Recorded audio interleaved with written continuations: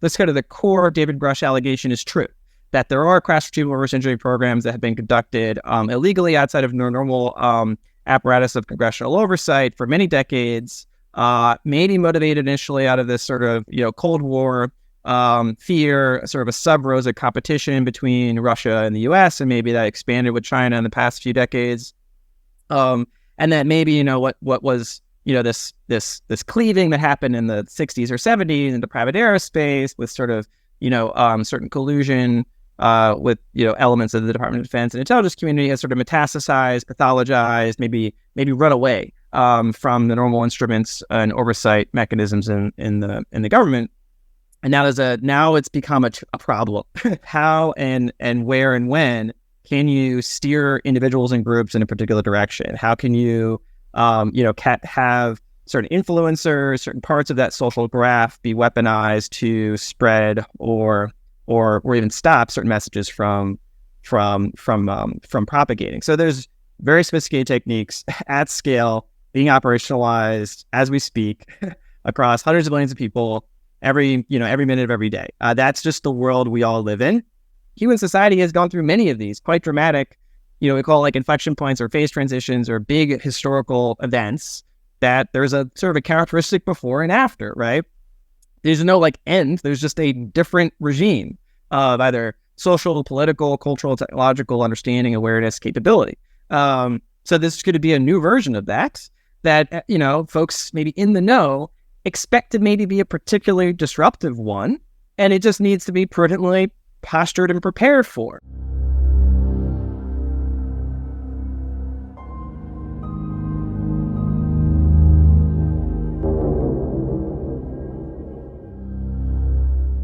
Have you ever wondered if your company is maximizing the return of your data investment? Are you collecting the right data required to make informed decisions? Is there more that can be learned from our data? Koyas Institute can answer these questions and help you discover the hidden value within your data sets by utilizing a well-rounded approach to data analysis. Stop leaving value behind and start increasing the return on your data investment. The next generation of data analysis has begun. We are pioneers in pattern discovery. We are Koyas Institute. So how did you end up becoming a national security consultant? I guess, you fall into it as these things happen. So I did an undergrad in physics and philosophy, thought I was going to be an academic, decided the lab and the whiteboard wasn't for me, stalled for time with a master's over in London at the LSE, came back to the States, did kind of a 2-year fellowship, continuing that kind of stall at the National Science Foundation, where I sort of tried to bridge from the academic perspective more into sort of public policy domain. And at that experience, I did kind of a number of different things, but kind of got more engaged in like emergency management stuff. And so when I was job hunting, I had some college buddies of mine that were working for a startup that was doing like war games, essentially. So like tabletop exercises, other sort of simulations for the government as part of a small company kind of starting up in DC. I said, we'll give that a try. And that kind of began sort of a meandering career through national security consulting, really focused on sort of applying different sorts of quantitative and qualitative analytic methodologies to help the government think through kind of low probability, high consequence events. So I did a lot of things, both on more like the experimental side, advanced technology, as well as more kind of the analytic side, modeling, simulation, sort of policy program assessment, that sort of stuff. So I did that for a number of years before doing sort of government consulting, became a bit stale and more project management bureaucratic. And so, I got this opportunity about a year and a half ago to sort of more move into private sector consulting. So the Krebs Stamos group really only support private sector clients and really advise them at the intersection of geopolitical cybersecurity risk. And so I'm the director for security intelligence there, sort of blending different analytic and sort of geopolitical insights on, all the different messiness in the modern world facing multinationals. So keeps me busy. What would you say are the greatest national or even global security threats that we're facing today? Oof. Well, you're sticking your hand in the Pandora's box there. Oh yeah. Yeah, it's greatest is I think doing a lot of work there, right? Because some folks have a different, assumption about how they calibrate these things, whether it's time horizons in like the near term, whether it's things that are most likely, most consequential, kind of in that high risk box. Obviously, the sort of standard ones are the ones that make up the most of our sort of consumption of headlines, whether it comes to either escalation paths out of Ukraine, whether it comes to deterioration in the U.S.-China relationship. Those are kind of the major geopolitical flashpoints. Nothing too controversial. Really where things get dicey is when you start to think about, over the longer term, maybe 3 to 5 year horizon, what are kind of maybe lower probability events that people maybe wouldn't have on their whiteboard right now, right? So like pandemic was a good example, right? The government had done lots of pandemic planning. I actually did a number of pandemic planning and exercises over the years. So it wasn't like a surprise, but no one predicted, a year before the pandemic that was going to be what 2020 turned out to be. So you might put, on your forecast, and a lot of geopolitical risk shops do this. Here are the major flashpoints. Here are the major kind of structural tensions in the global system. Looking 6, 9, 12 months out, here's where we would advise kind of, the big risk areas. And of course, China, Russia, Iran, North Korea are always on the top of that list. There's sort of the economic sort of dynamics there, looking at a forecasting global recession, and obviously the worries that the financial system isn't as stable as, people would like to hope. And then there's the chance of another pandemic coming out of the blue. Our global system is quite fragile. The structures that underpin modern life look stable, but they're quite vulnerable to disruption. And a lot of our systems, are built to withstand certain sort of levels of perturbation. What really gets us in trouble is when there's some unforeseen shock that leads to feedback loops and cascading failures, and that's where you can get into a bad spot. So yeah, I did that for a number of years, sort of thinking through all the bad case scenarios, making you paranoid, and you sort of climb a curve of worry, and then you just have a certain sense of psychological equanimity that sets in after a certain point. I suppose this does lean into the cybersecurity sector, but I'd also argue that just information integrity is probably a pretty big issue facing especially the public. Knowing what information you can trust has become increasingly more challenging, and there's a lot of effort from within, I suppose you could say, the legacy media, and also from big tech, to censor information on critical issues and promote the idea that doing your own research is a bad thing as well. That seems to have become something that's been popularized over the last few years. So I think one of the other issues is just knowing what kind of information is actually valuable.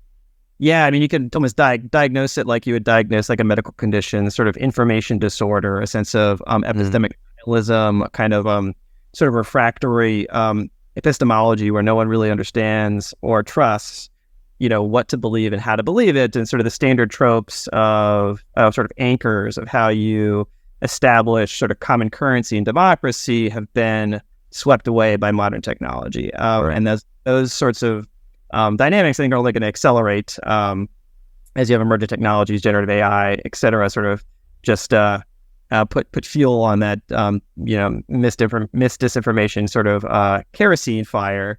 And yeah, there's all sorts of second and third order effects that I don't think we've been able to grapple with in terms of the impact not only on our overall social psychology and our political system, but what sorts of legitimacy our current institutions are going to face crises in. We've seen versions of this sort of, but I would say they're more like early tremors. I don't think we've really seen what it looks like when you have a complete loss of faith in an epistemic foundation. And modern democratic liberal societies at least have to have some common consensus reality that people have to at least nominally pay some attention to at least get over the first bridge of collaboration and consensus building that you have to have in a pluralistic system.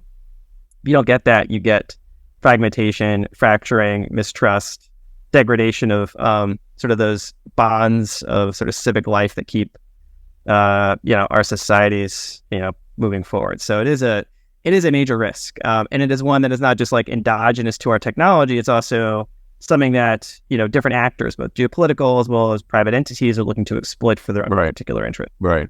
Yeah, no, you're right. It's not endogenous to our technology. I mean, the whole kind of divide and conquer routine is pretty much just a copy and paste routine throughout human history. But I think the leveraging of technology, especially And I would say the division and the fracturing and almost the kind of distinction of two separate realities that don't coincide with each other, two opposing ways of looking at the world that just don't mesh, has been fostered, I would say at least accelerated by social media, by algorithmic echo chambers and that kind of, the problem with taking a lot of your information online, even though I'm a strong proponent of independent journalism, is that you can fall into these very hidden algorithmic kind of cyclical patterns of thought and behavior, and then you find yourself within a group or a collective that has the same belief system, and then you completely disagree with the ones on the other side of the fence. And I feel like a lot of this has been fueled by that whole kind of sweep in of algorithm and AI management of tech. What do you think?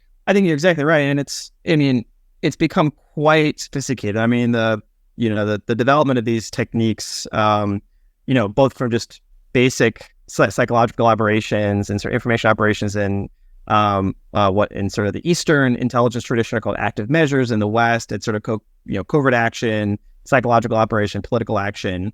These techniques have been honed for 100 years in traditional media, right? How do you understand and manipulate public opinion to serve either corporate or strategic interests? And those sorts of basic sort of tried and true techniques have been amplified, accelerated, and innovated upon as social media and sort of algorithmic manipulation techniques have become very sophisticated.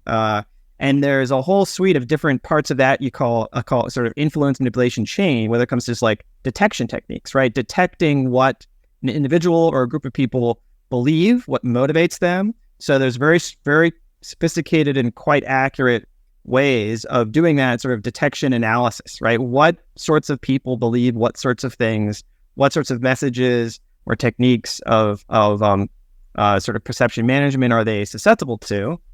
And then there's a sort of the active part, right? How and where and when can you steer individuals and groups in a particular direction? How can you, have certain influencers, certain parts of that social graph be weaponized to spread or even stop certain messages from propagating? So there's very sophisticated techniques at scale being operationalized as we speak across hundreds of millions of people every minute of every day. That's just the world we all live in.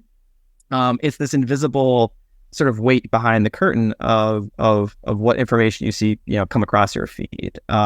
There's a lot of both economic and political value in being able to steer, shape, or block, who's got control over the feed that's those people's eyeballs. I mean, attention is the currency of the day, and being able to capture that attention and steer it towards either your political interests or your products is how most of modern society is being directed. So it's very, I don't know. I mean, that's like to first order, I'm an analyst. I try to understand what is happening, and then but the second order, I'm a human being who has a certain moral and philosophical commitment to pluralism, liberalism, and a scientific method. And seeing these things occur is quite disheartening.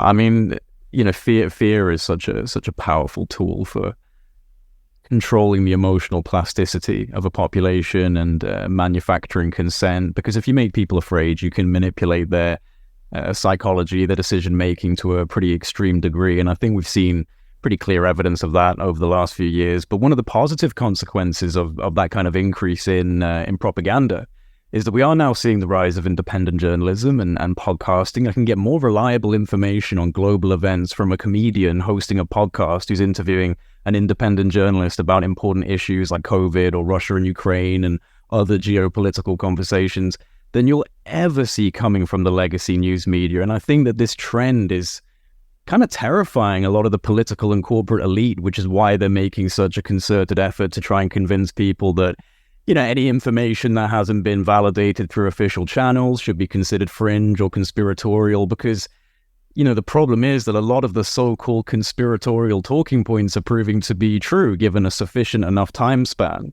I mean, this is where, it's sort of the double-edged sword, right? I mean, like every new technology that humankind have ever generated, it's always been positive externalities and negative externalities. And one, depending on what your standpoint is in the current power structure, right? Your view of the sort of net benefit or cost of those technologies, or benefit or loss to the status quo, is going to be informed, right? So if you go back in time to, the pre-Enlightenment Europe, right? Like, you had a certain vertically integrated bureaucratic control structure, really centered around alliance between kind of the Vatican and kind of the feudal hierarchy, that really prized control over information generation and dissemination, keeping the kind of worldview of a sort of mass public pretty closely hewed to a structure that reinforced their position in society. And it took a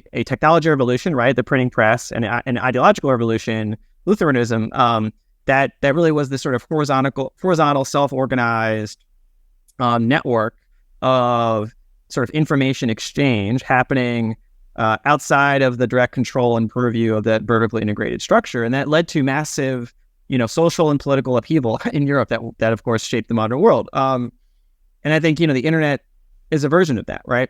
Other emerging technologies are versions of, sort of empowerment in a participatory and democratizing fashion. But again, I see this as, it's always a mixed bag, right? Like, there is a value to having order, but obviously order can come with totalitarian, authoritarian impulses that can lock down society and, curtail human liberty and freedom of expression. Complete disorder is anarchy, is epistemic decay, is usually decline in living standards, is usually decline in social and civic trust. And so, like, I'm like fundamentally, like, I try to find a healthy mean. I try to find how can we, make sure there's a corrective balance between forces of concentration of power and influence, while also not, leading to the total, destruction of valuable institutions in our society, and not to sort of, throw the baby out with the bathwater, so to speak. And that's tough, right? Because you're constantly in this, push and pull tug between folks who want you to be on their side of any particular issue.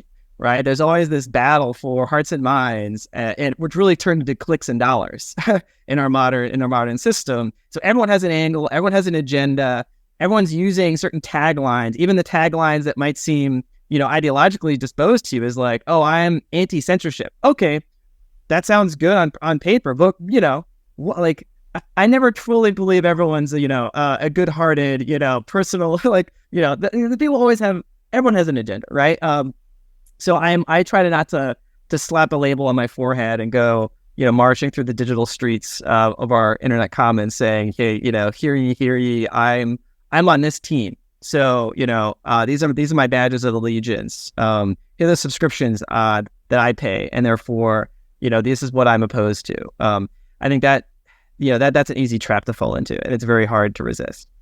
Yeah, I mean, how do you find equilibrium in the modern world now, with so much division? It's an extremely difficult type of problem to solve when you're dealing with just so many different ways in which the world should be handled, all kind of competing for each other. I mean, even just with the East and West dynamic, but zooming into your own countries and your own body politic, the amount of division is palpable. I mean, it's strong in the UK. I would say it's even stronger in the States in terms of partisan division.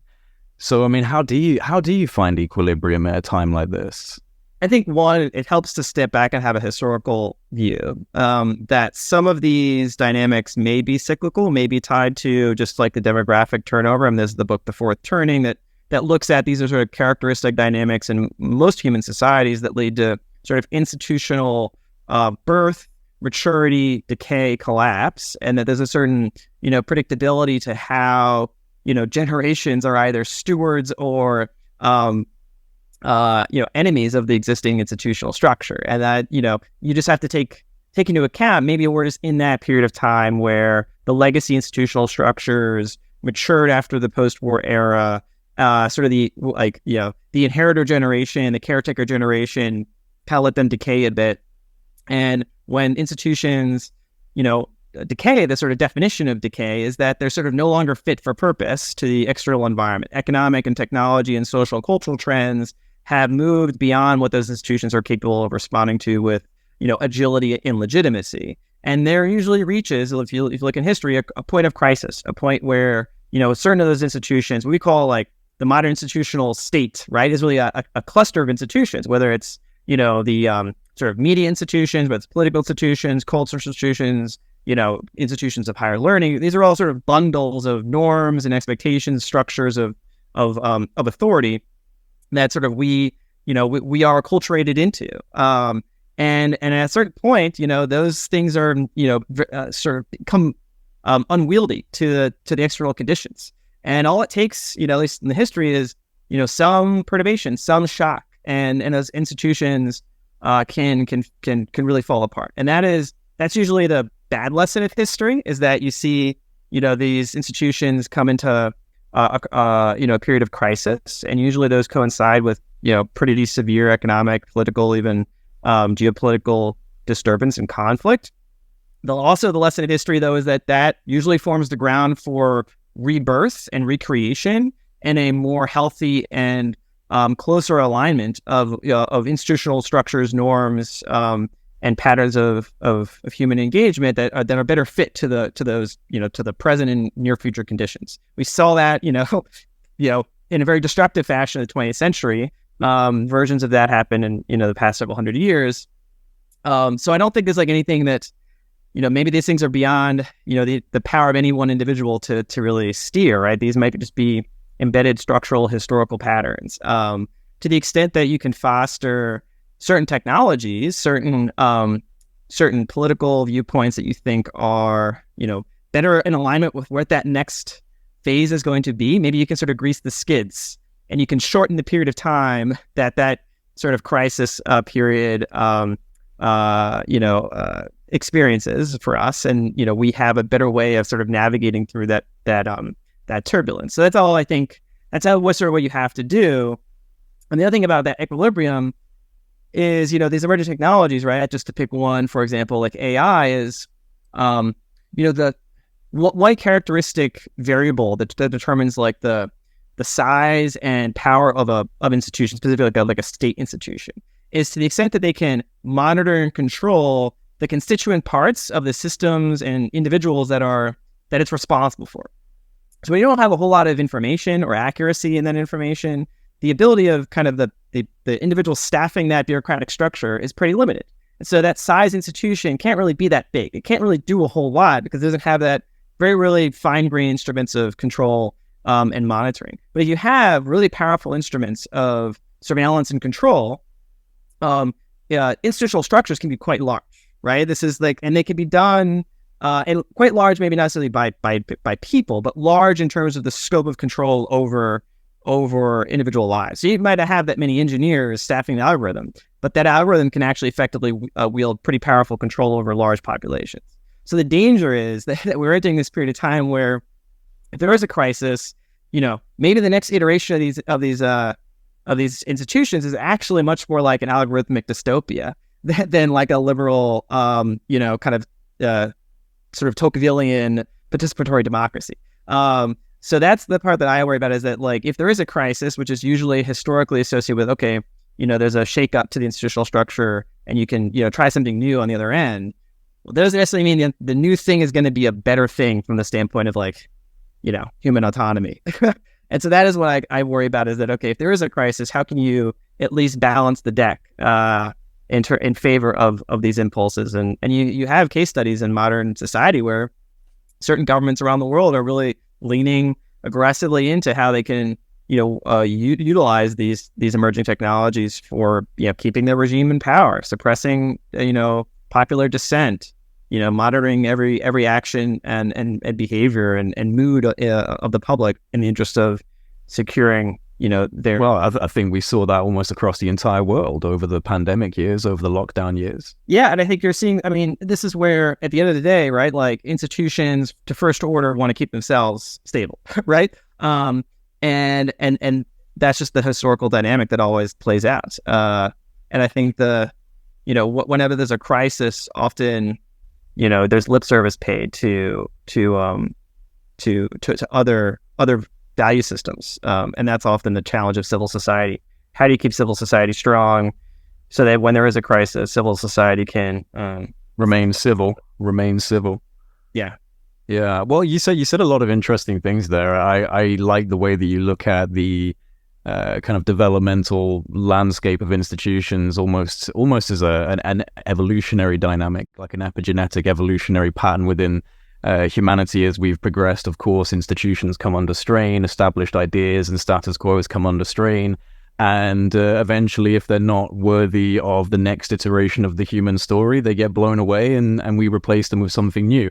Does that thing that we replace them with necessarily mean it's going to be a net benefit for humanity? That, again, is the question. And something else that you said about being able to kind of deal with crises as they come up in more and more frequency as we go through our evolution as a species, we can deal with them a little bit better. And I think that's true, because if you think about your own life, you go through plenty of struggles. And if you self-assess and you have a good head on your shoulders, you can start to brace yourself for the next inevitable struggle you're going to have, and maybe you can deal with it a little bit better. So I'd like to think that humanity as a collective can be seen in a similar way, that we're slowly getting our act together and piecing things into the right place. But we're also just at a very tumultuous time right now. I mean, I suppose the real problem is that we're evolving to a position where we can absolutely annihilate ourselves. And I do think ultimately human beings have a benevolent center as a collective, and that we want to see improvements in the world. But I also think that we don't necessarily have the level of foresight and generational vision to see what's coming down the road and prepare for it adequately. So we tend to get slapped in the face. Yeah, and I think you see, again, there's almost like a recurring meme in the modern debate over AI. It reveals like this larger debate or anxiety or disposition between thinking about, humankind and our future as being either kind of like ultimately like a bifurcating sort of hyperbolic equilibrium, right? We either collapse and destroy ourselves, or like our destiny is in the stars. And there's a certain view that like we're on some exponential. The question is the exponential up or exponential down, right? And how far up that curve, whether are we going? And having that mental model really raises the stakes, on anything that happens now, because the premise of an exponential is that it takes any perturbation, in the first kink of the curve and dramatically accelerates it, right? And so that, I think, gives people, it's an attractive view, because it makes that themselves, it makes their companies, it makes, all the sort of drama, it gives it almost like a existential importance. It makes it seem like however we win or lose these fights is the future of humanity on the line, right? Mm-hmm. It may or may not be true, but I think we should recognize that is a psychologically attractive view to certain people, that it gives themselves a sense of agency that, otherwise if your view of history is just kind of this random walk messiness, that there's always been rise and fall and decay and sort of cyclical evolution and technology development, but that the sort of the stakes are not fundamentally, in your hands as much as, some other viewpoints would like to suggest. So I don't know, like that is it's an empirical question ultimately, right? Not just like a psychological or dispositional question. Like, where are we on this civilizational trajectory? You have to, really look hard at our history and realize that, yeah, there is something unique about the past few hundred years relative to the previous 30, 50, 500,000 years, right? Like a lot has happened that has made, human civilization dramatically different. That is changing it radically from, at a time scale that's very different. And that's anxiety inducing. That's, there's a book called Future Shock. There's a whole, I think proliferation of, syncretic philosophies like effective accelerationism, sort of techno-extropianism, that people are constructing new theologies almost about themselves and the future of humanity to try to reconcile, right, this anxiety, right, that things are happening faster and that our legacy institutions aren't really providing a good map for society. And so people are left to kind of steer for themselves. And that could be a healthy process, right? People are now free to kind of think imaginatively about the future in ways that maybe were not possible and were scoffed at, even several years ago, right? I find it a remarkable development that, the debate about, say, like a singularity occurring, right? And this sort of takeover scenario of an AI was kind of relegated to like, niche blogs and sort of an in-group intellectual culture. And then the past 6 to 12 months has now become a topic of like semi-serious public discourse and policymaker attention of how do we regulate the development of these technologies? How do we solve the problem of quote unquote like AGI alignment? Like these are now serious, issues of research and policy action. So it's moved quite dramatically along this sort of Overton window from like a niche sort of sneering subject to like a serious policy subject, which I find very interesting and sort of phenomenologically compelling as like, okay, well, why did that happen? Is it just purely based off of the, projections that are put on policy papers? Like, and it has extensions to other topics, right? Like the UAP topic, right? Like there's something in the water. There's something happening where things that are kind of in this, that are moving along this trajectory in a way that I don't think we've seen before. Yeah, I mean, it's one of those things that just makes me think more about human evolution and the complexities of human evolution, because one underpinning factor of humans is we've been developing technology since the dawn of humanity. Ever since we picked up a stick and sharpened it into a spear, we've been propagating technology, extending our influence using technology. And, this is now hitting this kind of fever pitch hyper-acceleration with the quantum AI revolution that's looming around the corner. Is this just natural? Is this the caterpillar going into the cocoon and coming out as something else? Is this our strange chrysalis?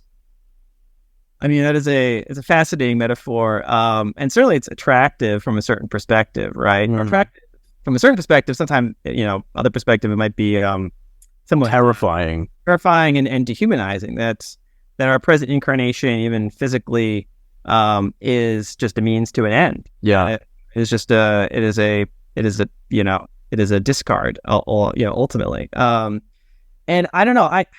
This gets back to, I mean, there's again like the empirical question, like, is this inevitable? Right? Is this path? And we don't really have, park the UAP question aside, right? We don't have a good sample size, right, for thinking about how advanced technological civilizations evolve. And what like their equilibrium end state is, if there is an equilibrium, end state, right? And I think it's very easy to imagine all sorts of possible future scenarios. That's what good science fiction does for us. But often it's very hard to reconcile some of those science fiction scenarios with the lived psychological experience of being immortal, physically embodied, frail human being in the 21st century, right? Like we tend to maybe project too much into those hypothetical scenarios, discounting how radically they can be different than ours. And I trust. I listen to very very smart people who, I really admire, but I find it difficult to sometimes grok their postulations of some of these questions, right? So, like for example, Robin Hanson is a really smart guy, polymath, economist who thinks really hard about okay, from very simple principles of reasoning, how can we, make some at least, horse screen predictions around the development of AI, human civilization, competition, right?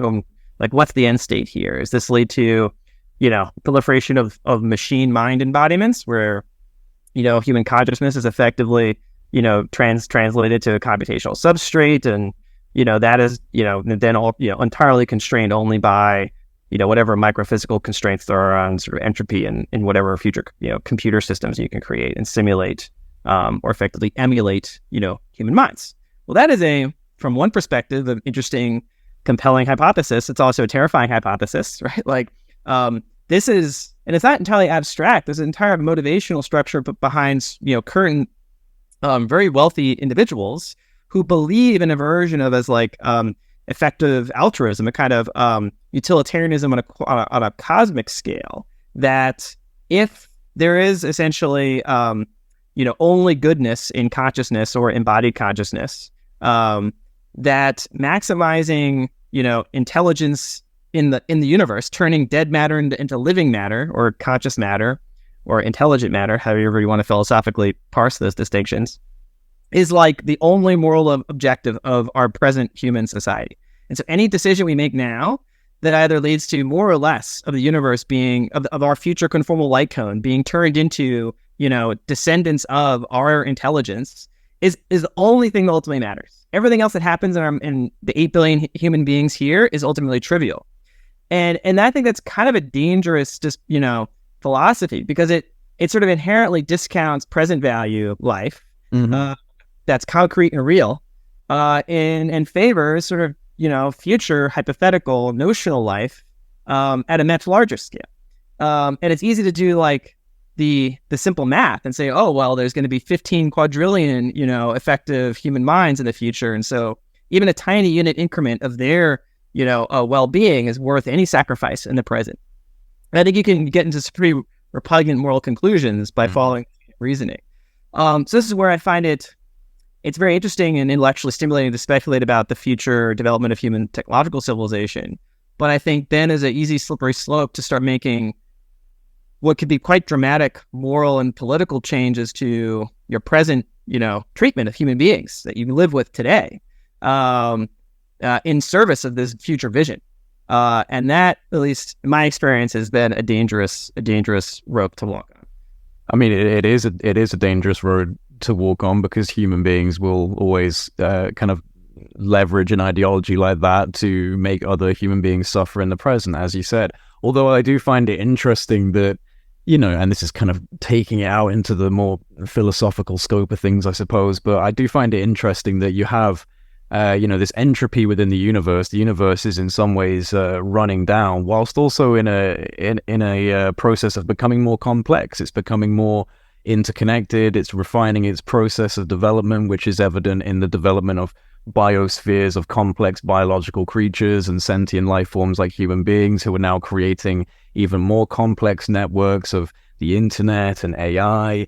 And so it does make me wonder if one of our underlying kind of just baseline evolutionary reasons for moving through time is to increase complexity, to increase novelty, that we're the next iteration of nature that's even more bizarre and even more complex, and we're now propagating higher forms of complexity than ourselves through something like AI. Is this again just like an evolutionary, almost the ant helping build the anthill without really knowing it's building an anthill kind of situation? Yeah, and I go back and forth, because there's certain parts of me that believes that there is that yes, obviously, like, to first order, how we think about entropy and the function of living systems is to extract useful work out of available energy to convert disorder into order, right? Temporarily, it takes work to maintain an ordered system. And at least from sort of a meso scale, that's an accurate description of what's been happening on planet Earth for the past 4 billion years or so. The question is though whether that's to ascribe like a teleology to that, right? Is that right? Is that an inevitable occurrence? And two, if it's inevitable, does it have a moral valence to it? Is it good or bad? Right? Is complexity or non-complexity, like what makes complex systems any more valuable than the other the non-complex systems or simple systems? I'm attracted to a certain kind of physics perspective coming out of Wolfram models that's been elaborated, I think, better by a physicist by the name of Jonathan Gerard. And, one of the, maybe counterintuitive results from that work is that complexity is both ubiquitous and also kind of easy to get in a sense that interesting complexity is observer dependent, but complexity is universal. And that actually simplicity is quite rare, but that simplicity generates complexity very easily. And so maybe that's just an inbuilt feature of the universe. Maybe it's actually just a inevitable consequence of sort of the algorithmic structure of the space of possible rules that you can apply to any simple system, that when you just iterate those rules, over time, you get inevitable complexity. You get irreducible complexity. And this is the principle of computational equivalence in the Wolfram systems. There's versions of this you can unpack in different ways. But it makes me think about, we have maybe a folk mental model of complexity, right? We look at spiral galaxy, we look at organic systems, we look at computational systems that we create, and we think, those are fundamentally different than interstellar gas that's just sort of randomly distributed. We think that's different than just like the tides coming in because of the moon's influence on the oceans, and that there's a qualitative difference in sort of the pattern of sort of physical phenomenon that makes these sort of complex systems more worthy of our attention than these other non-complex systems. And I actually think the lesson of these is like above any really rudimentary level of bare simplicity, almost all systems are fundamentally equivalent in their computational complexity. What makes them different to us as observers is like we only perceive a certain type of complexity as being interesting because it fits with our scale and our structure as observers. So we find certain patterns of complexity more interesting to us. But I think that's more evolutionary conditioned. This makes me then question whether this sort of evolution, as we sort of put it, is truly like special, or whether it's just a certain sort of subdomain of just the larger unfolding of the universe that observers like us have, are paying particular attention to. But if you were a different type of observer, or if you were paying attention to different things, there'd be other aspects of the universe's evolution that would be just as interesting, but wouldn't maybe fit the definition of complexity that we're sort of attuned to by the way of our folk, intuitions. And that's a little bit of rambling, but no. I like it, and all I was gonna say is that I suppose any observer is themselves the result of simple systems coalescing over time to become more complex systems. I mean, that is essentially what we are. We're just a highly complex bundle of quantum energies and atoms and neutrons and protons, and this is all built together to create this person that's then fundamentally trying to understand their own existence. And so there's a level of, I suppose, credence given to the idea of complexity as an evolutionary motive, because we are an iteration of evolution, and we're the only thing that we know of, at least, that's sitting here and trying to understand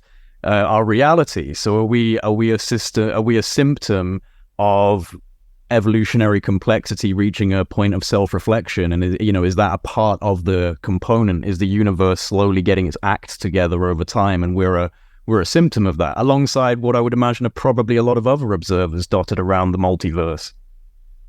Yeah, it's interesting. It's like, from one view, I see the brain. If you had this view from nowhere of the universe, right, and like the color or the intensity gradient was like a function of complexity / like interestingness, right? Like human brains would like be the brightest things, right? It wouldn't be stars or galaxies. It'd be human brains. It'd be like these big bright balls, right? That would be kind of surrounded by a bunch of dark matter, right? Like the rest of our bodies. And then complete blackness, right? Just like inert, asphalt, whatever. So that's kind of an inversion of how we actually currently see the world, right? We currently see the world, the exact opposite. Like roads and material objects are the biggest, most important things to us. Our brains are effectively, invisible because we're in the brain, right? So that's like a very interesting kind of, thought experiment to how to like invert a view of reality that really takes that key measure as maybe intangible it is to define in terms of complexity, and really sort of center it in your view. And if that's the case, then it would turn human brains and other brains, right, and other sort of complex computational structures that seem to be engaged in self-replication and information processing at a density that's relevant to our current scale, right, and privilege that. But I also, the universe is a weird place, and it might be quasi, if not actually, scale invariant, right? And so we don't really know like what the universe looks like at the tiniest scales. We don't really know how it behaves on the largest scales, cosmological scales, or sort of extra cosmological scales. And so what seems interesting from sort of this meso scale of, planet-sized, human organism-sized things, and we're the most interesting thing. If you were to zoom really far in and really far out, maybe the interestingness at our layer sort of falls away. And then maybe other really interesting bundles of complexity and organization that are invisible to us at our scale that are much more relevant. I don't know, that's more speculative, but all the lesson of physics and the philosophical interpretations of physics have been in this kind of Copernican tradition that's always been in tension between, centering humanity versus decentering humanity, right? Like, is the Earth special? Are we special? Mm-hmm. And the lessons of science in the past 4 years have basically been in the trajectory of we're not that special. That we're not the center of the universe, we're not the center of the solar system. humankind itself is just an animal like other animals that have evolved with a characteristic history, and we're vulnerable to the same patterns and manipulations of our biology, and et cetera, et cetera, et cetera. And then there always is a desire, though, to pull in the corner cases that have yet been sort of squeezed out by the progression of science, the exception to that trajectory. Well, actually, we're special in a certain way.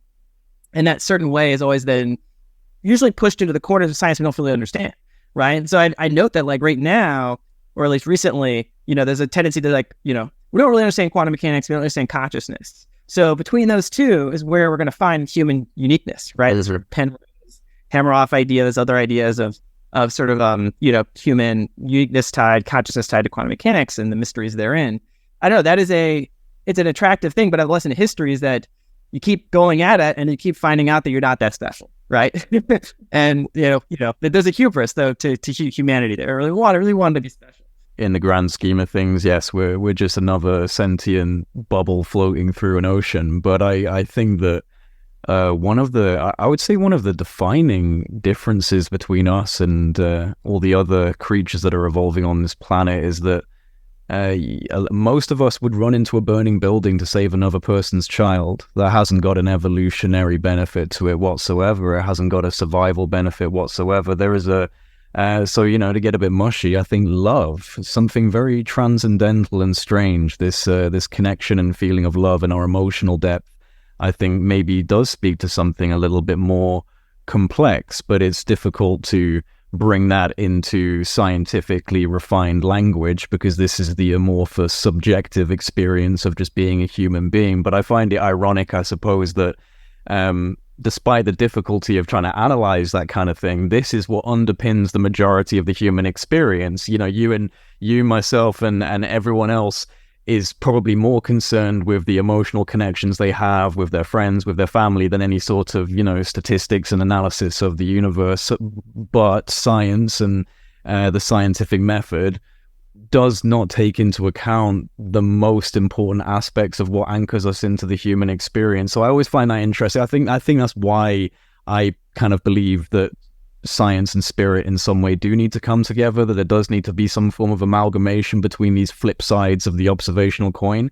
And maybe as we dig into the quantum landscape and we kind of have this amalgamation with AI, the metaphysics and the philosophy that underpins a lot of the scientific principles that we have will start to become a little bit more easily refined and explainable and understandable, because that is truly what I would say underpins the human experience is your own subjective movements through it, Yeah, and I actually, even though I was sort of, poo-pooing the idea of human exceptionalism, I do subscribe to a variation of proto-panpsychism. And it's really motivated, not out of, to first order, like a woozy attachment to my human emotions, but to like an intellectual gap in our understanding of causation, right? That there's a certain bare difference that makes a difference, conceptual structure that we think is what makes, physics exist, right? Like physics, when you think about what physics says about the world, it's a bunch of mathematical models that postulate certain patterns of constraint on entities that have properties that obey those patterns of constraint. So electrons are just a bundle of mass, spin, and charge. It doesn't say what mass is or what charge is or what spin is. It says these are mathematical entities that we can model in a certain way, and the behavior of these mathematical entities is described by a pattern of constraint that's law-like, that we can we can use sophisticated mathematical models to.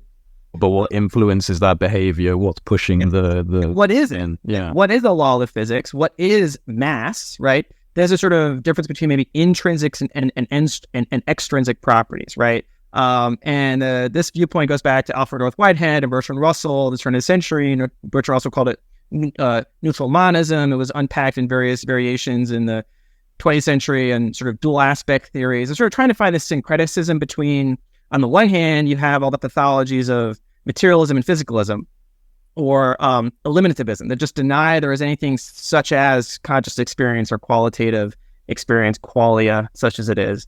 And they just deny that it exists, so just, eliminate it from the philosophical vocabulary. On the other hand, you have, bite the bullet dualism, that there are separate, properties, certain aspects of the world that are both the physical aspects and the consciousness phenomenal aspects.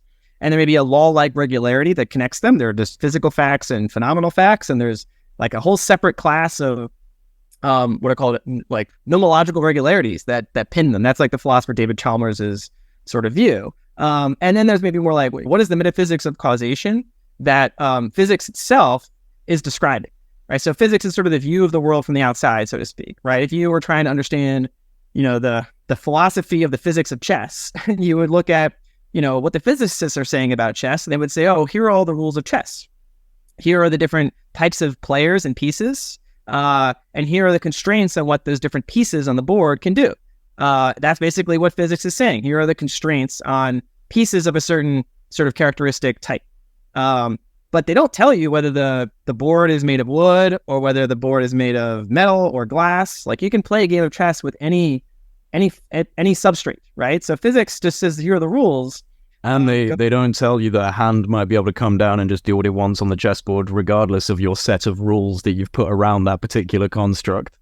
It doesn't say where the rules come from either. Exactly. It's up to a certain extent of physics. There's certain physicists who believe that there's a certain logical necessity to certain type of rules. And that sort of, they sort of park the justification behind the laws of physics with sort of the laws of maybe logical necessity or logical entailment. And that so physicists are more like mathematical Platonists. They think there's sort of, an ultimate logical link between structures of mathematics that they see as more timeless and eternal and almost necessary. And then if you can connect your theory of physics to that sort of then, allows you to plant a pretty strong flag in the ground and say, no, these are the laws of physics because they trace back to really are much more objective or necessary structures and sort of abstract conceptions of mathematics. So that is like really getting deep, right? But we're getting really off the rail. But like, I do think I love it. Really interesting about how you think about from the bottom up, right? We live in a universe that's kind of odd, right? You can imagine hypothetically kind of a universe that would be more like what David Hume would describe, which is like there's no real patterns of constraint. Like, you're trying to paint a canvas and you can put paint anywhere, and any color paint goes anywhere no matter how much paint is previously applied anywhere. It just can create any sort of Jackson Pollock you want. That's not the universe we exist in. We exist in a universe where there are very strong patterns of constraint. Whatever exists has a pretty strong constraint on what else can exist. And so the pattern and almost the evolution of the universe is just defined by, existence, precluding and constraining future existence. That's just what physics is telling us is happening. So we live in a very weird universe. It's not the sort of, paint splatter universe you can put anything anywhere. There's patterns of constraint. You have to say, well, why do we exist in one universe? Why are we painting with this canvas and not this other canvas? Like, that's an explanation that's required. And physics itself isn't trying to give you that explanation. It just says we're just trying to understand what those patterns of constraint are. So that's why I was attracted to philosophy of physics. Is what's like a metaphysical structure or a conception of reality that would allow you to try to understand, what's inside physics. And I think there's a book by Greg Rosenberg that does the best account of this to try to see, okay, you have these two problems: the problem of causation. What is the structure of causation that gives us a physics to describe? And then do those properties of whatever it is that underpins that sort of metaphysics of causation, oh, wait, it actually turns out that those share a lot of properties in common with what we call sort of phenomenal experience. Mm-hmm. Bare receptivity, or like pure receptivity, bare differences that make a difference, a sort of scale or unified field of information. And then there's a complicated empirical story then you have to tell, which is, if that's the basic structure of reality, how do you build up in a sort of a nest of hierarchical information kind of theoretic structures to get to, really complicated systems like human brains, right? But like, there's going to be a very vast sort of tower of constructions from base reality to, the kinds of phenomenal experiences that human beings have. The hypothesis in this viewpoint is that there's nothing like fundamentally different about human experience from, this along that cascade all the way down. But it is obviously very different than what, an electron feels. Yeah, I think we might have hit a high enough threshold of techno-philosophical language to start bringing UFOs into the conversation. So I suppose you could argue that the UFO is an example of this this thing that's painting with all of the different colors and is doing the things that we can't do. And I suppose even if we don't have a definitive understanding of the origin or the intentions of these objects, what you can say at face value in terms of what they do when they're witnessed is they dissolve our faith in science. They dissolve our faith in our established physical boundaries because they're doing things outside of our boundaries. It does pose quite a multi-domain challenge to lots of different fields of human sort of institutions, right? Both our scientific institutions, potentially political institutions, religious institutions. It's why it is like the biggest taboo, right? Is because it's not. It is like radioactive to a lot of existing patterns of belief. So it's no surprise why it is among the hardest topics to broach in serious discourse, because everyone sort of has this implicit, maybe explicit sense that if you venture too far into that domain, you're in dangerous water. And you don't know where it's going to end up taking you. And fundamentally, most people are risk averse, and unless they absolutely need to understand it, whether it's from a national security perspective or personal psychological experience that needs to be reconciled, or just insatiable intellectual curiosity, the default human reaction is going to be retreat and denial until it's forced as a inevitable thing to be reconciled. So that's like an explanation for, I think, why it's such a difficult topic to discuss seriously and with analytic rigor, because I think people have recognized it's not a neutral subject. It's not just like, oh, we're going to know a new thing about, a new plant species in the Amazon forest. And it's like, oh, isn't that cool? Maybe we can get the medicine out of it, right? Like, this thing would be quite a multi-domain fundamental reevaluation of structures of belief across different scales of our social and political order. So that is a challenge. And it has both the social political dimension that affects how people conceptualize their place in society and the universe. It also, has a hard technological dimension, right? Like, if these objects represent advanced technology, well, that's a proof of concept that we could potentially bootstrap ourselves with, both for, maybe utopian ends and maybe more malign, all too human ends, right? And the lesson of history is that they've been rolling the dice a few times, playing Russian roulette with the Pandora's box of technology. And I think there should be prudent anxiety about, well, if there's certain knowledge that the humankind can get possession of and can turn into useful technology, knowledge is power, and power can be used to destroy and to create. And humankind has shown maybe equivalent capacities for both. And so you'd have to be somewhat circumspect in how you approach a subject from a perspective of, okay, well, if this is going to be the new reality we unfold upon the mass public, and we start to think about restructuring our technology systems, to try to get at whatever this thing represents, that's going to push us in a certain trajectory. That could be a destabilizing trajectory. It could also be a quite revelatory trajectory for both our spiritual sense of our cousins or brothers in the universe, or it could be a terrifying one. So yeah, I don't go into this with a whole lot of like, oh, this is a fun, cool, kind of a frivolous topic. It is the most important thing if it turns out to be what we either fear or hope it is. Well, you're clearly a very intelligent guy, and you've got a very professional career, national security consultant, cybersecurity. Why are you interested in UFOs? Why do you think it should be taken seriously? Well, I guess my intellectual background predisposes me, right? So being a physics and philosophy nerd, I've always been focused on these, more ultimate questions of existence and the future of humanity and in emergent technology. And then professionally, I went through, training and then practice of thinking about, low probability, high consequence events. The recognition or confirmation that UAPs represent non-human technology of exotic origin, present interacting with humanity, would be the most sort of low probability, high consequence event.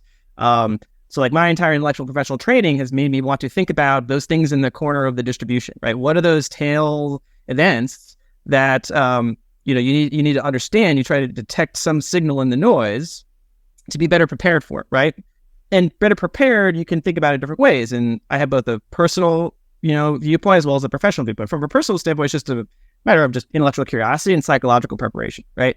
Like, I just have always been wanting to know, as much as I can about the way things really are, right? And so here's like an apparent mystery, some interesting little, little edge, little piece of the facade, and maybe you can peel it back and you can get a better glimpse of the underlying truths of reality. And I'd maybe just have a psychological compulsion to try to peel that back. Professionally, though, it's more about just understanding, okay, like, things are getting weird. Lots of systems that we have in modern society are vulnerable in very different ways to shocks and surprises. And, I advise multinationals on, the issues of geopolitical conflict, right? The chance of, China, undertaking an armed operation against Taiwan are low, but they're not zero. And if they were to undertake such an operation, it would be extremely consequential to the global system.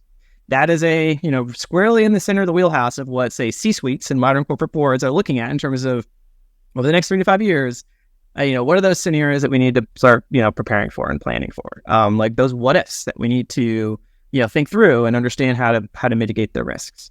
So that's this. I put this like on this. There's a trajectory here, right? Like, what can you prepare for? What could you plan for? What's like feasible? Like an asteroid coming in and wiping out the planet. That's something that I really can do a whole lot about, right? Like NASA's got a whole team. They can look at the sky. Maybe we'll launch a rocket up. All power to them. But I can't and really shouldn't devote really any intellectual effort to that problem, right? This is an interesting one, which is really at the intersection of both like the national security topic, which I spent a lot of time in, understand the national security world. And so I understand some of the, potential motivations and bureaucratic structures at play in this subject. And so that's why I think about it, right? I think about it because it doesn't just come from this abstract philosophical space. It really adheres very closely to our current political structures, our technology systems, our national security systems, and the geopolitical structures that, in the other, in my normal world, are going to take a lot of hits in the next decade. And so I'm looking for any other potential hits that they could take. And I don't want to be waking up, the day after Biden gives that address and being like, oh, okay, now I have to factor this into my models. I have to factor this into my plans. That doesn't mean it's the only thing I look at. By no means is it like, do I just spend all my time looking at UAPs, right? I just think it's a very interesting, novel phenomenon. And there's indicators that you should be taking it more and more seriously as a subject of intense analysis. And so, I've been following this in 2017 with some interest that it's sort of been progressively more sort of moving, closer to the center of my professional focus, as it seems like, our current institutions, are moving along a similar trajectory, right? Like our government, international security bureaucracies are treating it very seriously. I don't see why I should treat it any less seriously than that. So that's kind of that. Do you find that your colleagues are taking it seriously? It hasn't hit that tipping point yet. I think it's still in this sort of ambiguous gray zone where, it hasn't. It's like just tipping point, right? It's not like you're going to dismiss it or sneer at it, but also it's not quite, and I don't think it, at least from a certain perspective, merits being like the top of the agenda, right? For like, if I'm a C-suite, like my risk ladder, right? It's got a lot of other things on it before I think UAPs make that list. Yeah. Right. Yeah.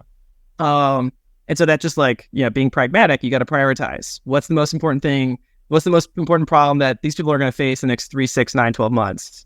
And, right now there isn't evidence this is going to be the thing that everyone has to now throw up their plans and, tear up everything they're doing to refocus on this thing.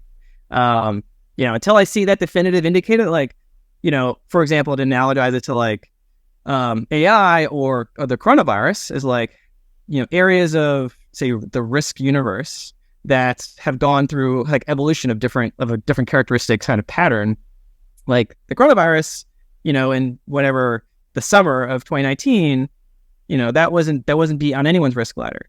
If you were asking someone in January of 2020, you get a wide variance. You get certain people that were paying really close attention to reports out of Wuhan that were either really plugged into the defense and intelligence establishment, and you get like little, knock on the shoulder, a little whisper in your ear saying, yeah, they're undercounting the cases. This is for real. You should get ready. Right. And then 3, 4, 10 weeks later, the rest of society catches up and everyone's going to Costco in a panic, right?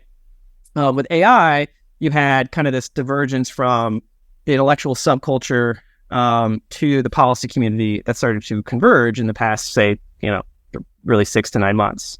UAPs, it hasn't gone through that trajectory. It is still like on the left side of that, whatever that tipping point is, still on the left side. Now it's moving towards what may be a tipping point, but it's unclear how close the tipping point is. Could be 2 months away, it could be 2 years away. Who knows? It may never happen. But I do detect a shift, right? It's definitely not static. And it seems like the movement is getting faster. So if I'm trying to be rigorous in looking through, like trying to detect from the little indicators we look at, whether it's Representative Mike Gallagher interview on the Pat McAfee show, whether it's Senator Mark Rubio statements, whether it's the Schumer bill, whether it's, the bureaucratic maneuvers in AARO and the DoD, these are all indicators. And I try to put those indicators together and I try to assess what's the sort of the pattern here. Is this slowing down, speeding up, stalling? And it seems like if I take, a view of the last, say, 5 years of this subject post 2017, it seems to have been, accelerating, which to me, as someone who is attuned to looking at those parts of the probability distribution, makes me want to pay, attention and maybe closer attention than I would have 2 years ago. Yeah, Eric Weinstein made some interesting comments recently on Chris Williamson's podcast, which is a pretty big podcast. And for those that don't know, Eric Weinstein's a public intellectual. He's very tuned into the world at large and is usually brought onto podcasts to talk about a whole lot of different issues. But he was brought into the UFO subject kind of unwillingly. I think a couple of his friends who I've spoken to, like Jesse Michaels, I think kind of tugged at Eric to start talking to people in the UFO space. And then he was actually contacted by someone, which just seems to be something that happens with prolonged exposure with this subject as a public persona, is that people kind of come out of the woodwork saying that they have intelligence backgrounds and, want to give you privileged information. And this happened to Eric. It also happened to Sam Harris. And I think Sam Harris kind of backed out pretty early on and was like, you know what, this isn't my cup of tea. I'm not going to have any more of this. But Eric's still hanging around and he's still kind of not sure what to think. And he was on Chris Williamson's podcast. I think it was literally just uploaded the other day. And he was talking about UFOs or UAP. And he said that, there are various versions of this secret world that play out like a space opera, which he's absolutely right about. The more you dive into the subculture, it can become a real Pandora's box of different narratives and ideas, and people are so sure of their perspective on this subject and speak in definitives. And there's also a lot of money to be made from going on stage and making a bunch of false claims and saying that you have, insider sources. And so there's a real problem with the information integrity. And so playing out like a space opera, I think, is a pretty good definition for some of the subculture. But he also said that there's an extremely sober element of the population that believe this, which again is true. You're an example of such a person. And, some of these people claim to have direct contact, direct experiences. So his position is that there is a thing here. There is something to understand, but he's also stipulating that by saying it could be a cover story. It could be a psychological operation of some form. It's definitely not just mylar balloons and seagulls. That's something that he highlighted, but he's not sure if this is really being done in a transparent, objective way, and is still concerned of a psychological operation element to it, I think. So how do you feel about the way in which this kind of unfoldment of government discussions happening? Could it be weaponized towards psychological operations? Before I let you answer, the UFO issue just in general, as we were saying, because of the ontological shock factor involved from religion to science to economics to just so many different aspects of it, it's so disruptive. It certainly does have a high psychological warfare value attributed to it. So are we at risk of that? Yes. That's kind of really getting to the core of the issue. I've actually had the pleasure of chatting with Eric twice, last spring and then earlier this spring. Last spring was actually with Eric and Avi Loeb. So very smart, super smart, hyper smart individual. So I respect his opinion. I think he's always circumspect with the right balance.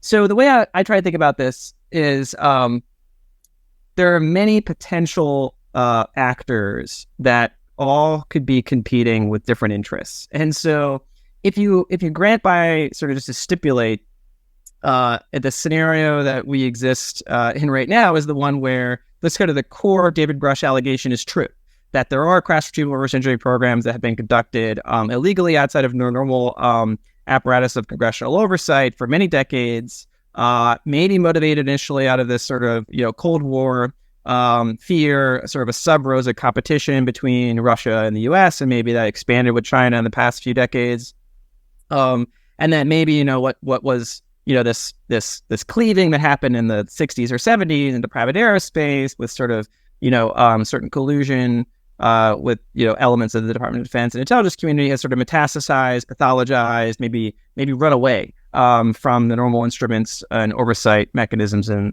the government. And now it's become a problem. And maybe there's a motivation now, or recognition that China's catching up, and we're in a global domain of strategic and technology competition, and we can't just keep the secret sort of festering on the side. We need to bring it into the fold, and we need to widen access. I think even legislation, it was sort of to broaden awareness of historical exotic technology antecedents previously provided by the federal government for research and development purposes, right? And then the eminent domain clauses in the Schumer bill. These are interesting indicators. Some again, you treat those. You take those at face value, right? Or do you see that those are sort of head fakes, right? And I think you could imagine a scenario where there's both happening, right? There is the core Grush story is true, and there is a whole set of maybe inconsistent psychological operations over many decades to deceive the public into either believing the UFO story is bokum, but also make sure that they're covering their bases for like foreign counterintelligence purposes. So recognizing that, it's easy to mislead and deceive the public. It's harder to mislead and deceive, the KGB, the SVR, the Ministry of State Security, right? Who are likely going to try to penetrate these systems and are not just going to take, the Roswell story at face value, right? So you need to construct a whole set of, say different layers of your disinformation operation to protect the core secret. Which then from the outside perspective can be like a bunch of, light waves bouncing inside multiple different mirrors. And you don't really know then, like, what's the deeper mirror, right? Where's the actual light coming from? Is it coming from a surface mirror, a second order mirror, a third order mirror? And I think from Eric's perspective, he sees this as just the wilderness of mirrors, as he called it, for the counterintelligence world, which again puts everyone in a very fraught epistemic position to try to assess signal from these apparent statements, legislative maneuvers, etc. Is this all just an op? Why are they wanting us to believe aliens are happening now? Why are they doing all these things?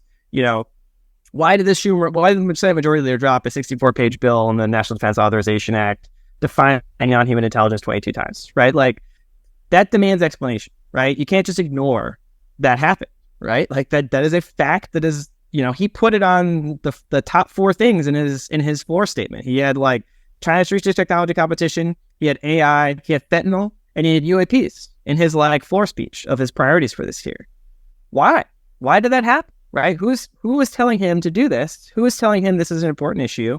There's obviously a lot happening behind the scenes between different structures of our bureaucratic and political apparatus, from the White House, National Security Council, Department of Defense, IC, the technology, community, both big tech as well as legislative defense contractors. There's a lot of stuff. There's a lot of things happening. Only parts of it are, in public view and being reported on. So there's a lot of machinery happening, a lot of things going on, very, very important things to first order. So you have to account for all of that in your explanation of this, right? A lot of things are happening that are not being reported on, that are, obviously not for disinformation purposes for the public, but could they be done to deceive, more advanced foreign adversaries, right? Sometimes you do things in counterintelligence that are never public. They're just done purely to deceive the adversary. And you don't know, right, unless you're involved in planning that operation, whether that program that was just stood up with what would appear to be an exotic purpose was actually done for just information purposes for a sophisticated, intelligence service. This is where it gets really tricky from the outside perspective. So I'm with him in terms of just like, okay, there is something smelly here. And you have to read the tea leaves very closely. But I think the bottom line is you can't just ignore it. You can't just treat this as being, a laughing, dismissive issue. Dismissive issue. And yeah, I've heard similar things, right, from folks first or second degree from different parts of the intelligence community that say this is a very serious issue. This is a real thing. I've had people tell me very, personal stories about their own experiences, and people with very senior professional backgrounds. It's hard. You have to reconcile that some way, right? You can't just say, "Oh, you're a loon," because then I have to dismiss all of your professional bona fides in the same breath, and that's hard. That's hard to do. Without obviously revealing the identity of anyone, is there an example you could give of someone who gave you an experience that had a very professional background? Yeah, certainly I don't want to identify them. Yeah, betray their confidences. But yeah, those people have folks in senior have been involved in say media, folks that have been involved in the banking system, pretty senior positions that have reported what you might call a classic experiencer, phenomenology. It's very hard for them sometimes for people to reconcile that with their existing professional worldviews and their colleagues. And yeah, there's oftentimes that forms a psychological tipping point for a lot of people, right? It's like, okay, this was abstract, not like sort of leaning to his nonsense until one day something very weird happened to me. Yeah. And I can't explain it. And now I'm willing to sort of take a second look at a whole bunch of other things that I previously dismissed. None of that hasn't happened to me personally. So I'm, that's something I was going to ask you. So you've never had a UFO or any sort of paranormal experience in your life? Not really. I mean, nothing that I think would meet the characteristic definition. Yeah. No. I mean, I have to be. Then again, these things are sometimes on a spectrum. Yeah, and I've always been like, I've always been obsessed with like math and physics for most of my life. So I've always had like, more like I'd say a hard-nosed materialist disposition. My, like I say, intellectual development. So that entire time I was very negative on all the UFO thing, even though at the same time I actually read books like The Hunt for Zero Point Energy. And I sort of and actually I even read in high school like the websites of Hal Puthoff and Jack Sarfati, because I was interested in all sorts of parts of physics, even like what you might call fringe physics. So I was following, folks at the frontiers of the quantum gravity, like Lee Smolin and Carlos Rovelli. And then I was like, okay, well, what are the people that are fringier than that? And that's sort of Jack Sarfati, Hal Puthoff. And of course I got into like, exotic propulsion, like all this sort of, sci-fi plots about, what sorts of crazy, skunkworks sorts of stuff we could have. Yeah, you started spiraling down that rabbit hole, brother. Yeah, but like that's sort of that. My position was always towards like, all right, this is probably human tech that we've been able to like manipulate people into believing are aliens, right? That's sort of where I was coming at. Yeah. Right? Well, it's funny that you mentioned Nick Cook, because he's a friend of mine, and I find his transitional journey through the UFO subject very interesting, because he started off very materially minded with it. He obviously wrote the book The Hunt for Zero Point, and he was I think the editor, or maybe even higher than the editor, for Jane's Defense Weekly. So coming from a militaristic, national security, nuts and bolts, materialistically derived perspective on this.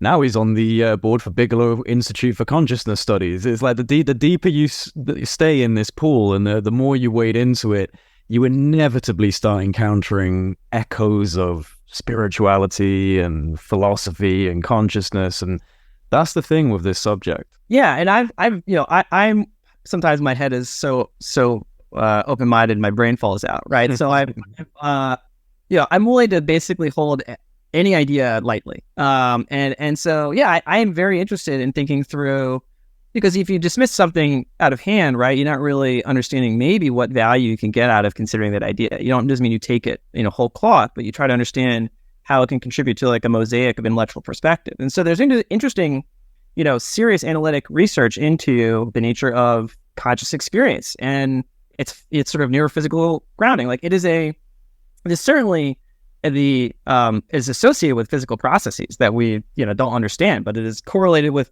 the material behavior in our brain. So if you look at for example, one analogy I was thinking about is like really the most advanced say DARPA projects, right? The trajectory of our current research is we want to turn our human pilots into more like machines, right? We want to augment their cognition. We want to improve their biology. Really, we want to just try to turn them more like machines. And we want to take more of our machines and turn them more into emulate human cognition, right? Yeah, you had the Skyborg initiative that came out not that long ago, right? Yeah, and there's a whole big defense effort now to create big, massive mass production drone swarms, really sort of wingman designs where you have one fighter jet and then a whole bunch of autonomous jets kind of flying in synchrony with it.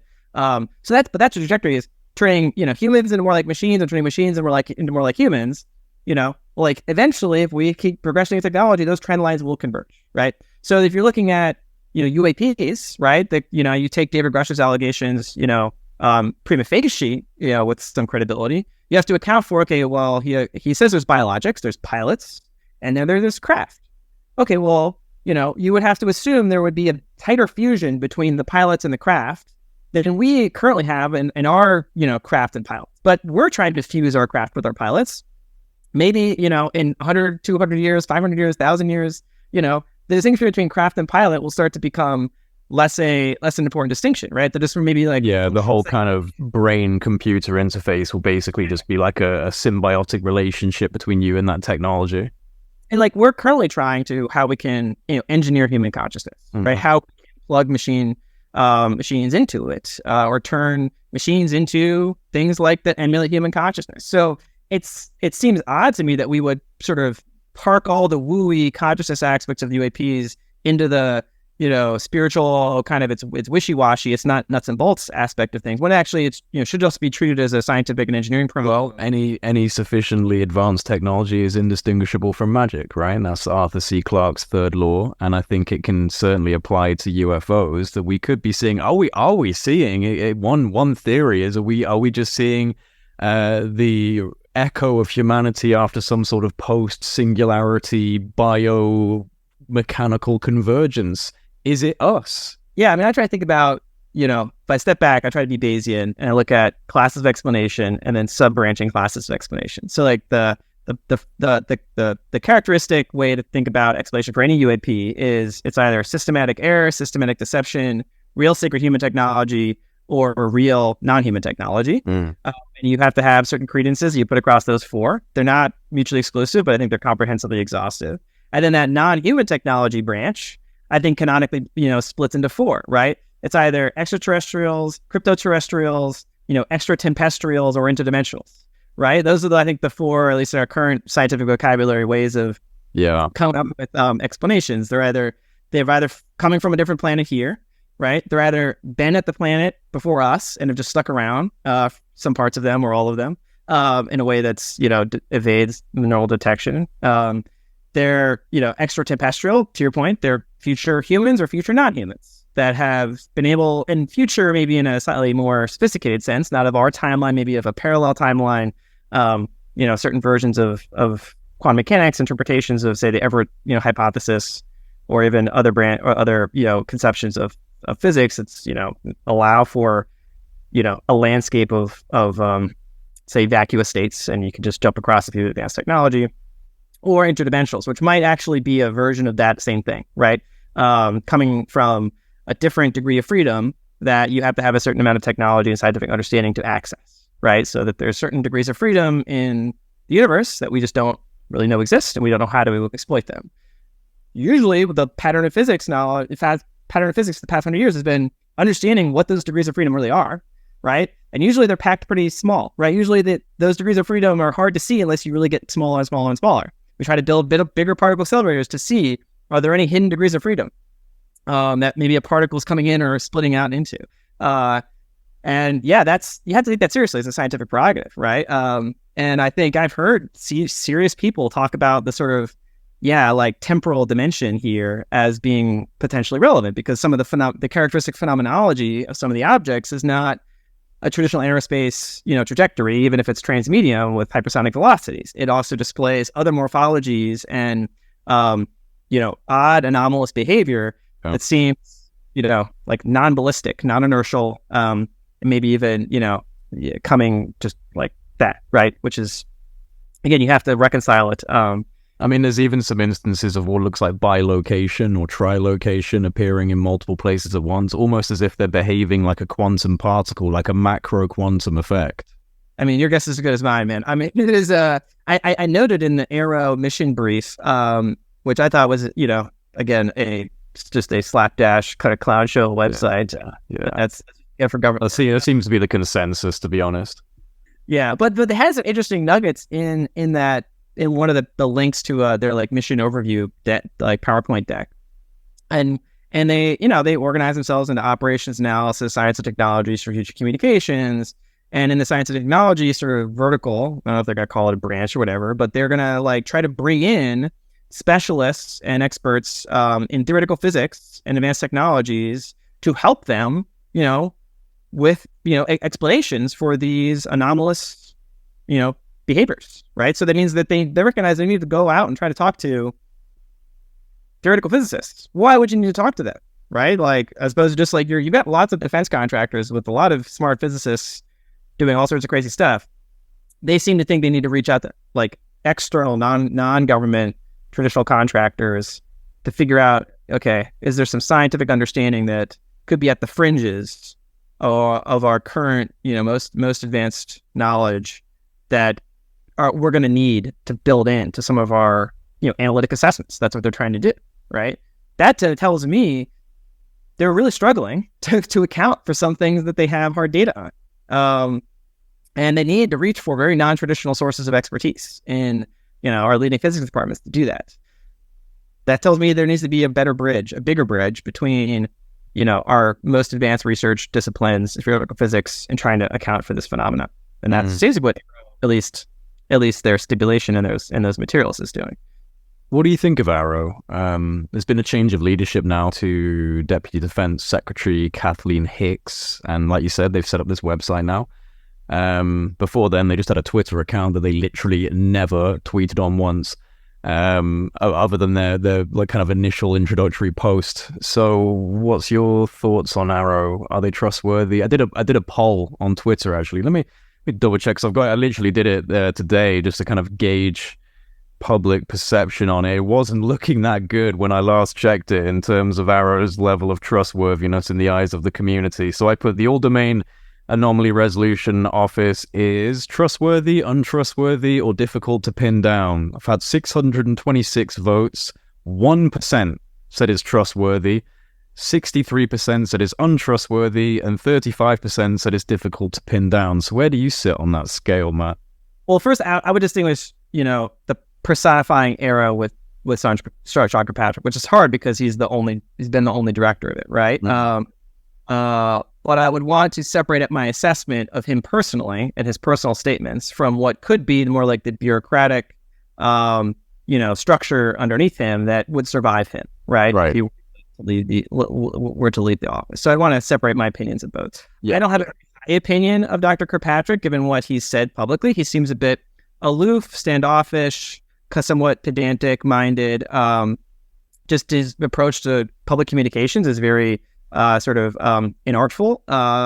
And he's shown, I think, maybe poor judgment when he released that document after David Rush's testimony that seemed, done out of personal spite and, wasn't ever like a measured, statement that you would expect like a senior civil servant to make. It didn't seem like something that was cleared through the relevant, channels in Susan Go's office, et cetera.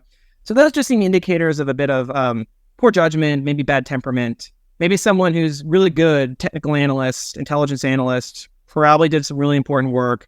I don't want to disrespect his service to the country in various capacities, but he just may not be in the right role for him at running an office with this degree of public salience and strategic importance. So that's like my current opinion. He could surprise me. He could change. I think Congress has been willing to give him a bit of rope because it's quite a big mission to stand up an office from scratch.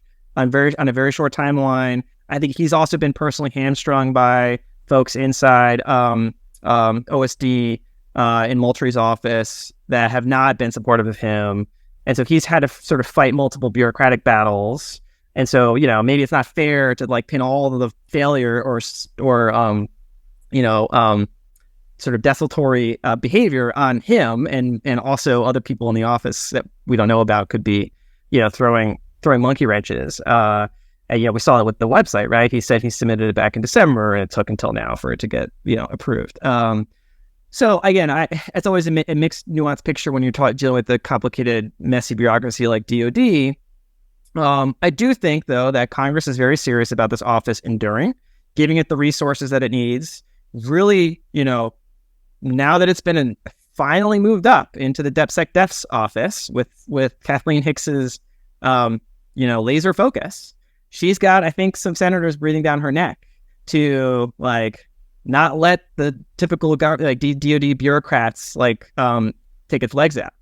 And if you read what they say their mission is, that they're going to ask for funding in 2025's PBR, the Planning Budget Review, it's quite expansive. It's not just the analytic assessment process that he described. They have a whole operations section, which, at least if take it at face value, is they're going to be in charge of crash retrieval program now.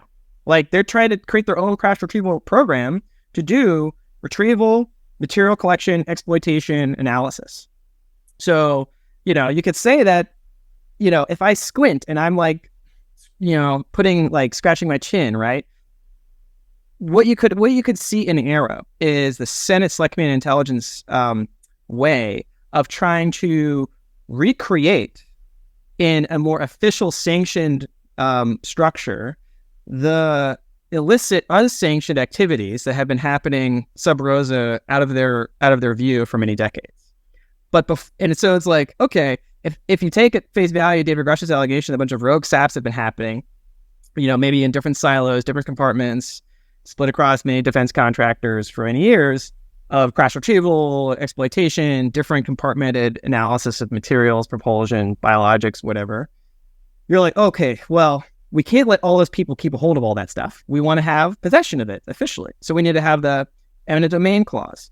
Once you do eminent domain, though, who do you give it to in the government, right? You got to have some place to move it. And then you don't want, and the premise of the bill is also we need to, broaden access to these technologies in a coordinated fashion to help, mitigate strategic technology surprise from foreign adversaries. So you need to create an official structure inside the government that you control, as the center, you have a tighter beat on, and it needs to be able to absorb all of those materials and maybe analytic processes and maybe even personnel eventually. And now you sort of can displace and take over some of those legacy rogue activities, move them into AARO, and then have AARO eventually become, the one-stop shop that it says on paper it's supposed to be.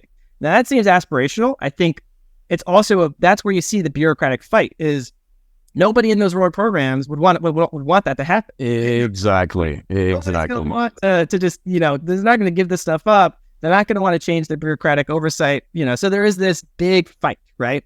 But, this is the chess game, right? They have to create AARO first. They have to, this is also why I think you've seen, how hesitant Julia Brand is in criticizing AARO publicly, is because she wants AARO to be the new thing, that she doesn't want to undercut AARO, because AARO is her institutional point of leverage against these rogue programs that have a strong interest in making sure AARO doesn't succeed, doesn't get its funding, doesn't expand.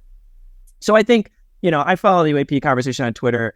I understand the sense of frustration and disappointment, and they don't maybe Kirkpatrick personally. But I think you have to look at the game here, and the game is, the Senate needs a place to put this stuff. And they need it to have authority, responsibility, and funding, and it needs to have institutional bureaucratic legitimacy. And it's going to be a painful process to do that. It's going to be fought all along the way. But ultimately, that's bureaucratically how it has to happen. The Senate Select Committee staffers are not going to be the ones that are going out to these facilities and then taking physical possession. It's going to be a separate, SCIF and SAPF, Special Access Program facility, that a AARO contractor gets. Then they do a secure transport from, the Raytheon or the Lockheed SAPF, down the highway to the new contractor's SAPF with different security guards and different oversight procedures and different inspection regimes. Like, that's the bureaucratic reality, right? And so you can't move it out of that guy's hangar until you got a new hangar with a new contractor, with a new certifying official, et cetera. And this is where what I just described as kind of the bureaucratic machinery that is taking place inside the Pentagon, the intelligence community, is a whole separate layer, which is the political decision-making, right? Like, because I think there's two challenges. One is, these things have been unsupervised and illegal, maybe even some, misdirection of funds took place. We need to clean all that up. Right. So there's a whole set of activities that need to happen to clean up that mess. Maybe prosecutions, maybe other things. But you need to first just clean up the bureaucratic mess that's behind the scenes. Then there's a political decision about, from the White House, the Security Council, really, about like, what about this do we make public, to what extent? And I think there's competing interests and competing, views. I think there's one view, which is like the thread of yarn view, which is as soon as you take anything out, the thread, you can't stop the pulling of the string. And then you get to the point, as I think Jeremy Corbell and George Knapp said on Joe Rogan, they were told by people that, there's basically disclosure is good up until this point. And then it's a hard stop. For whatever reason, there's a view among the people that have close access to these programs that they just need to be secret. Full stop. There's no public disclosure coming because either from a national security perspective with foreign adversaries that cannot give any hint whatsoever to China or Russia because we're at the strategic stakes and technology competition are heating up, and we really just can't countenance the possibility that China can throw 100,000 engineers at this thing and we maybe only have 2,000. And that could be a big problem in the next 5 or 10 years is they figure something out. We really, really cannot, let that happen. Or just the facts of the issue are so destabilizing or disconcerting to the mass public at large that they just don't want that to happen. Nobody wants to have that conversation. Maybe both. But that could be where you get, this is also, I think, the fundamental challenge though, right? Because they have to justify why they're doing all these things in law, right? They can't. We don't have secret law in this country, so they have to pass these bills that say these things for them to have enough coercive force on like Lockheed Martin, so that Lockheed Martin's lawyers, lose in any court battle, right? So they actually had to put enough things in law to move the bureaucratic systems to take the black things and move them into a different set of the black programs that are more under the SSCI's oversight. They have to justify that. So they have to explain why this is happening. But that's hard. That's hard to that's what you see Rubio really struggling with. It's like, he's on this line of he's like, yeah, we had a bunch of people coming to us telling us there's a bunch of illegal, programs that are related to what Grush was talking about. They fear for their lives credibly. Gallagher goes on a syndicated talk show and talks about how he wants to bring UAPs into the presidential conversation. Why? He's a PhD, military intelligence analyst, up and coming, moderate Republican from Wisconsin. He's on the chair of the Senate Select Committee, strategic competition with China. Why is he talking about UAPs? These are odd things that are happening that seem to be above and beyond just what you would need is the minimal, sub rosa bureaucratic machinery to maybe clean up this legacy program mess and give it better oversight. But I think, folks that are connected to this, like Ross Coulthard, are saying, this pushback, there's a sense it's going too fast. There's other fish to fry with China and Russia in the 2024 election. So you're in this political game. The last point, I've been meandering a bit. Last point on this that I think is critical that most people haven't paid as much attention to is Jake Sullivan at the White House, National Security Council, after the Chinese balloon incident, stood up a UAP working group at the principals level to do, White House level analysis and policymaking for the executive branch on UAPs. As far as I can tell, nothing has come out officially from that very senior level working group, except for the Schumer bill, maybe, right? Which is interesting as an indicator of where the political conversation is. So yeah, I don't know. I don't have a crystal ball. I'm not plugged into those high level conversations. But I think you need to separate out the incentives and motivation behind what you see in NDAA from this bureaucratic, legacy cleanup from what that necessarily indicates in terms of a timeline for quote unquote confirmation or disclosure. Those might be on different timelines, different motivations. Getting it over the hump of that might be tough. And I think the arguments a lot of the legacy program people are making is that, you've gone too far too fast. You've already exposed too much. And they're probably pointing at a whole bunch of Chinese activity that we don't see. They're probably pointing at, China just surged in a bunch of assets into, Alabama or whatever, near where some programs might be located, doing a bunch of counterintelligence activity. And they're sniffing around things that they shouldn't be sniffing around. So we're opening the door too much, is I think their argument. Which, from the perspective of Turner, and that's what he was saying basically, and and the HIPSI to the House Oversight Committee chairman is this is basically too much. Stop, basically. Yeah. Well, I mean, as someone who looks at the geopolitical landscape and the national security landscape, it's also a PR problem, right? At a time where Western influence on the global stage is in a pretty turbulent situation, do you really want to be turning around to some of your premier tier 1 defense contractors and prosecuting people and throwing them in jail and admitting that you've been complicit in a generational black money cover? None of this is going to play very well on the world stage. So there's also just kind of a global PR nightmare waiting to happen for the American government and the security state, right? Yeah, there's a dead fish under the carpet, and everyone started to smell it. And everyone was like, well, there's dead fish there. Got to get rid of the dead fish. But if you lift the carpet up, the smell is going to get 10 times worse. But the only way you get rid of the dead fish is by lifting the carpet up. Yeah. And it's a debate. Do we lift the carpet now or next year or 5 years? People, the dead fish that doesn't want to be seen is saying, don't lift up the carpet or really stink up the joint, right? And that's the politics right now. And I think that's why Ross Coulthard is talking about how this ultimately is about, phone calls and letters to senators. Is they're the one people who have the sort of instruments of coercive bureaucratic force. The geopolitics is very interesting. I will point to also in that AARO mission brief, there's only one external link. There's an odd link in, I think it was on the S&T page under reference to foreign adversary and allies, undertaking their own efforts to try to identify and exploit UAPs. And the link is to an article from 1991 in a Chinese state sort of website calling for international cooperation on UAPs or UFOs at the time. It was very odd to have AARO put a link to an old Chinese website calling for UFO worldwide collaboration. You think they're trying to signal there, look, China's been involved for a long time on this. It's time to pull our boots up. Yeah, it's very odd.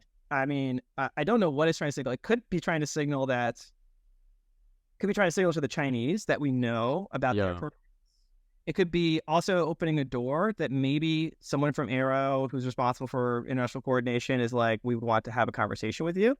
There's a lot of U.S. official Chinese delegation meetings happening, right? Since, CIA director went, Secretary Blinken, Secretary Treasury, now Raimondo, John Kerry. There's attempts to try to patch up a very fraught geopolitical relationship.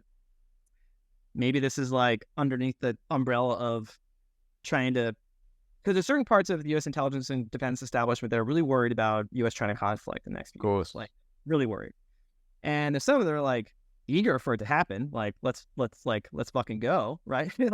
There's others that are no, right? We need to pump the brakes and try to build bridges. And there's this tension. And I think the interesting thing about the UAP conversation is that, if there's very few things that can kind of come Deus Ex Machina and change the strategic chessboard, and fundamentally shift patterns of, national interest and strategic alignment. The common declaration and coordination around an external, this is the Gorbachev sort of Reagan, thing was if we were both threatened, right? We would have each other's backs, right? Right. I don't know how much to play that out, but there is two tensions here with the UAP thing. If you take it as a real thing, that's both people are competing over to try to get a technology advantage. So intense, above WMD level strategic technology interests, right? We built a department of secrecy and separate law just to protect nuclear weapons secrets, like nuclear weapon design information. Well, there was a Canadian document, and I can't remember the whole thing, but there was a Canadian document, official Canadian document, that did say that the UFO issue was of a higher magnitude of national security importance than the Manhattan Project. And that's what I would do, because the lesson two is that physics wins great power war. Whoever's got the most advanced physics can create the most strategic technology that, we saw with the bomb is game changing. And so all of that entire military industrial complex that was forged in World War II, if there's one lesson they learned, it was all the people that we know, right? Vannevar Bush and, we saw Oppenheimer movie, right? Like, this is where we need to focus, our most acute strategic interests, is making sure no one gets a strategic physics surprise on us. And that would be especially acute if you have physical evidence of some physics surprise waiting out there that everyone is now racing to get. That would turn the dial up on the technology competition and intelligence and counterintelligence anxiety, like, as far as it goes. So and just like looking at what we saw in the Schumer bill, they make the allegation that UAP related information was improperly classified under, Atomic Energy Act secrecy provisions to prevent public disclosure and other sharing across the intelligence community, because getting access to like restricted data is extremely difficult for anyone who's doesn't have acute clearance, which is the vast majority of people inside even the intelligence community and the Defense Department. It is a compartment within a compartment you can have in the black programs inside the Department of Energy. So you can hide a lot of stuff there that no one know about. So it makes a lot of sense, right? But it would also explain why there's an intense anxiety about opening up too much. I think the counter argument that we saw in the sense of Congress in the SSCI amendment was that, we're worried that they haven't made progress, that it's been locked away. The bigot list is only so many people long and they haven't figured anything out. Meanwhile, China's like going gangbusters, throwing thousands of people in their programs. And we're like, like they might figure something out before us.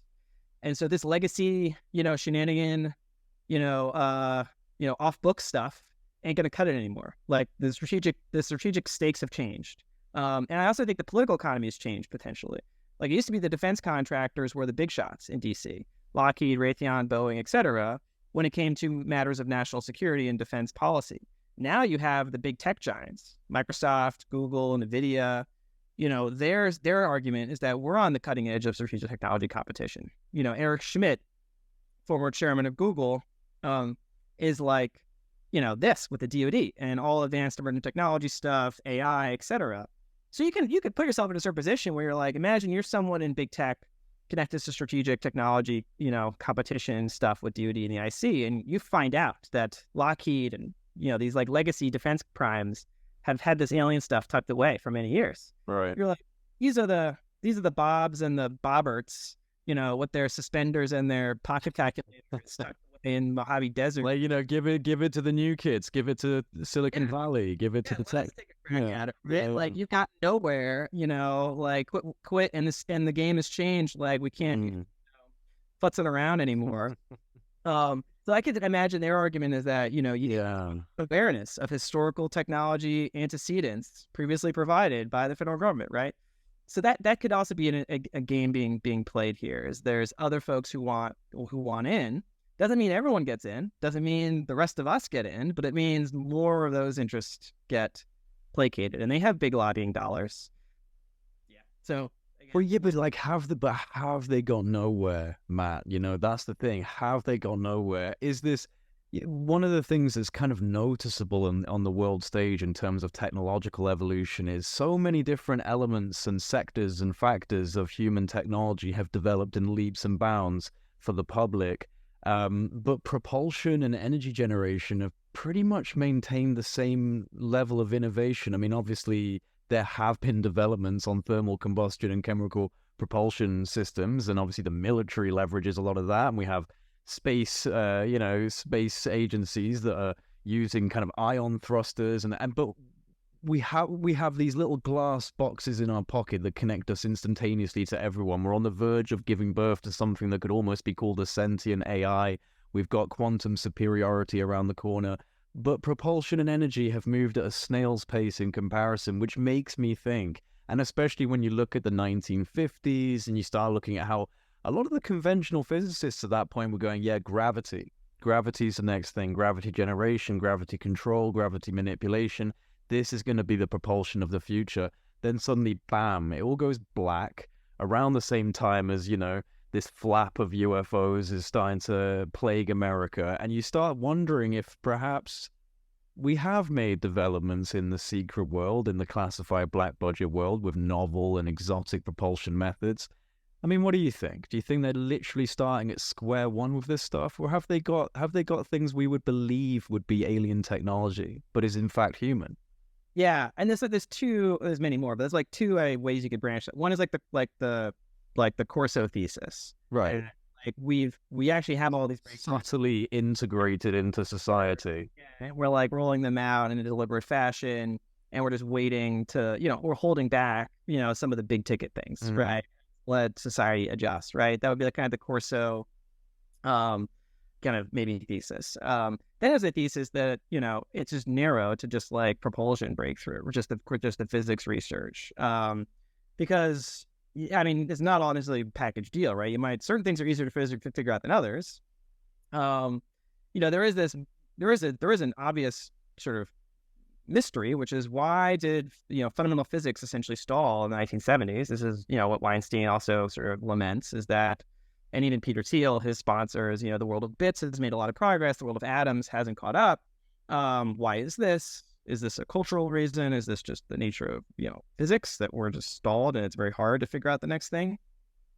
I think Weinstein in his more conspiratorial moments, and I have some sympathy for this, although it's entire speculation, is because I saw that same, I've read in that same history of early physics, even Dirac and leading physicists were really focused on, thinking about degrees of freedom that we can exploit from general relativity. This was the natural pattern of research that you would look at post-1940s into the 50s. And there were big conferences stood up, entire research programs. There was actually quite a big connection from Edward Witten's father, who was associated with the predecessor company for Lockheed Martin, the R.L. Martin, who basically sponsored Ed Witten's father, who's the granddad of string theory, to help organize physicists to come to these conferences, etc. So there's a big pattern of research, and you're right, it just kind of stalled. If you correlate that to Nick Pope's book, I mean not Nick Pope, Nick Cook. Yeah. Zero Point, there was a lot of aggressive early aerospace design efforts into non-traditional propulsion systems. And it just sort of went out of fad, right? It just sort of went out of favor. And then particle physics kind of became the focus area. We went all into high energy colliders. That was where all the money went. And then string theory kind of blossomed in the 80s, and that's sort of been the dominant paradigm for the past 4 years. Somewhat disconnected from physical reality, no technology to speak of coming out of string theory. So physics is kind of sort of went off in its own somewhat ethereal direction. Physics in the 20s, 30s, and 40s, and 50s was like this with the national security state, and directly connected to advances in strategic technology, military relevant technology. And then it sort of split, and it was the computer paradigm and the sort of research on what we can do with the computer that was really the main locus of defense relevant sort of fundamental research. So you could tell a counterfactual history where actually it didn't stall, it just went underground. And you can speculate till the cows come home. I find it very fascinating to see how would you do that, right? How would you? It's because you can I just for cards on the table. I've held TSSCI clearances, so I've been briefed into very sensitive programs. Nothing UAP related, just for the record. But it is easy to keep specific facts and reports things secret. Even post Snowden, those are if you want to really keep something secret, you can keep it secret. But an idea, an equation, someone else can rediscover, right? You can't just keep ideas in the there's not one genius who figures everything out, right? People are smart all around the world. And so the idea that you could keep fundamental physics research permanently in the box It seems this is where you have to invoke some sort of transnational cabal that has a controlling interest over it and would find you and would bribe you or would kill you. And, people believe that, but I don't really know where I sit. Yeah, you have to imagine, again, this is where, back to my canonical explanation, right? Like systematic error, systematic deception, real human technology, real non-human technology. It's a combination of 2 and 3, where you have to imagine there's if you have secret human technology, you're going to have systematic deception, right? The question whether those are being, conducted by an official government agency or a non-official off-books cabal, as you would say, right? Some alignment of interests, private interests, right, that have access to strategic technology and be able to keep it secret for many decades. Very possible, but I'd say the epistemic bar is higher for that possibility than just it's an utter mystery to us, right? Like, I think we would want to believe that we figured some of this stuff out, and we've got secret flying machines that can do crazy stuff, like the Tom DeLonge books, right? In his telling of this, fictional narrative, this is kind of the story. There is this sort of, private interest group that has made this secret technology breakthrough that have been weaponized it. Then there's the government trying to catch up, and there's sort of this sub rosa competition between these different stakeholders behind the scenes. And this is part of the larger narrative of UAPs, et cetera, being real, but there's also a mix of human technology, derivatives in there. I don't know. That's his story. Maybe he's been told that. Maybe he believes that. Maybe there's some basis for that. Maybe that's all part of this deception operation, right? Who knows? But I do think, though, there is, there's probably something you wouldn't learn nothing, right? Like, right. You say going back to ancient Greece, right? They would know that it's not a normal rock, right? They would probably be able to test some of it out, right? Maybe they can, if maybe you send it back with the battery on, they'd be able to turn it on. They'd be able to maybe do some certain things. They won't understand how to send an email, what an email was, how to make a phone call, but if they press the right buttons, and then all of a sudden, the camera opens up, and now there's a picture of whatever the phone is pointing at, they'd be able to deduce there's a function in the phone that somehow makes a match or mirror of whatever is on the other side of that thing. And then able to look at the object, that must be where it's doing that. They won't understand the physical principles of how it's doing it, but they might be able to characterize some of the functional phenomenology. And that might inspire you to create a camera, right? It might inspire you, hundreds of years later when you figured out other things to do with fundamental physics, or maybe it inspired you to do other things that are more tangible. So there could be inspiration that we get from this, right? Like, technology is not this linear thing. It's that's possible. Now let me look at what I can do that is like that. And that maybe is a spark of innovation. So this is where it's not you're literally copying the wire diagram, right? It's much more you now have a proof of concept. Mm-hmm. Give it to the geniuses. What do we know how to do that's close to this, right? And that could be very powerful. Well, I wonder about that.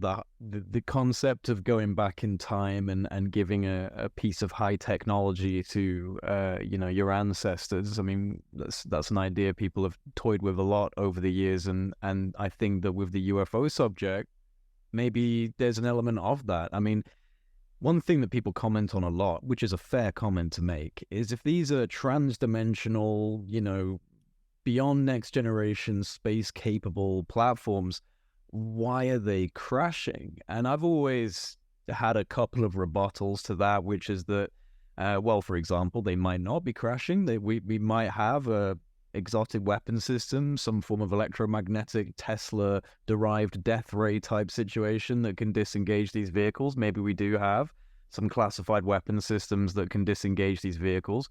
Or obviously there's the archaeological perspective. Perhaps some of these things were dug up and recovered, but when you hear Grush talking about biologics, obviously inferring that there were pilots with some of these recoveries, it makes you wonder, are they being shot down? Are they crashing? Or are they purposefully dropping these things onto our planet, like giving the iPhone to the ancient Greeks?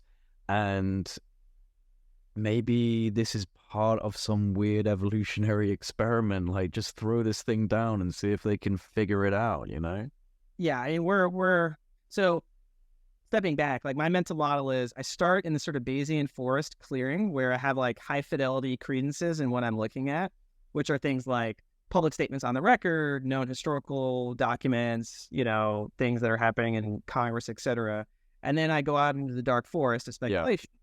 The bridge into that forest is sort of things like David Grush and other sort of official people with high, bona fides and credibility that, bridge you into the dark forest and give you anchor points for speculation about these hypotheses, right? And that's where you look and hang on what, Ross Coulthard is saying that apparently serious people are telling him.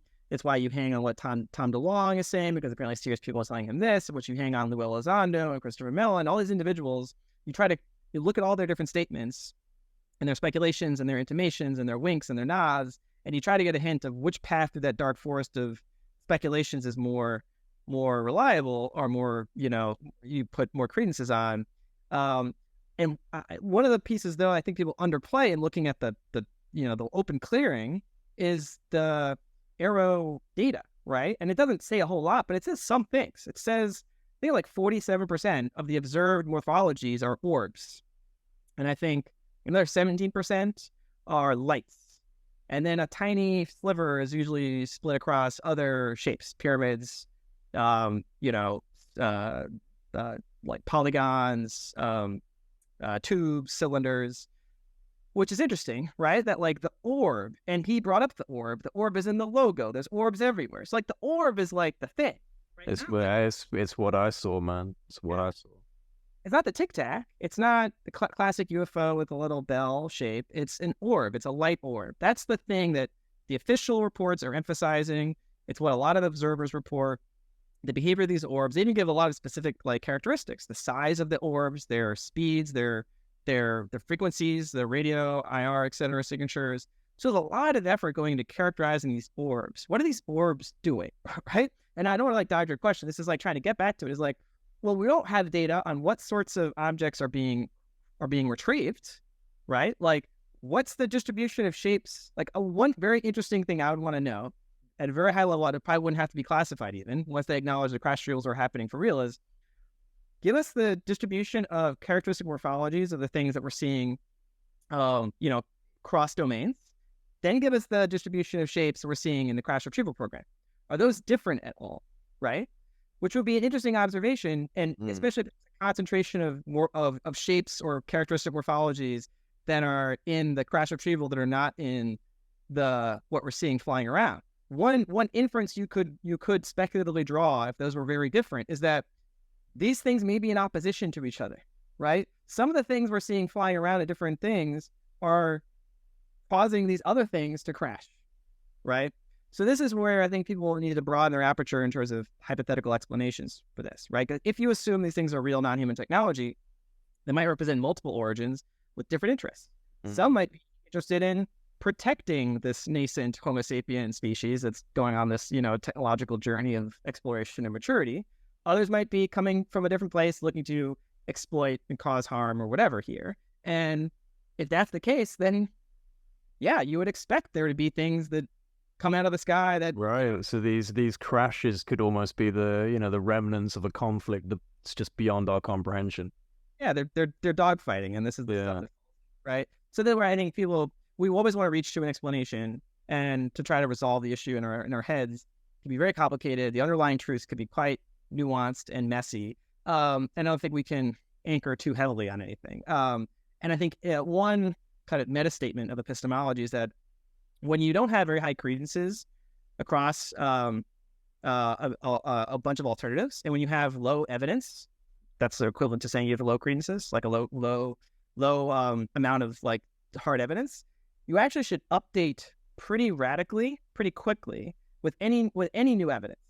But that means that you don't stick to any one explanation very easily, because it means that you should shift pretty quickly. It's like pretty easy to slip across.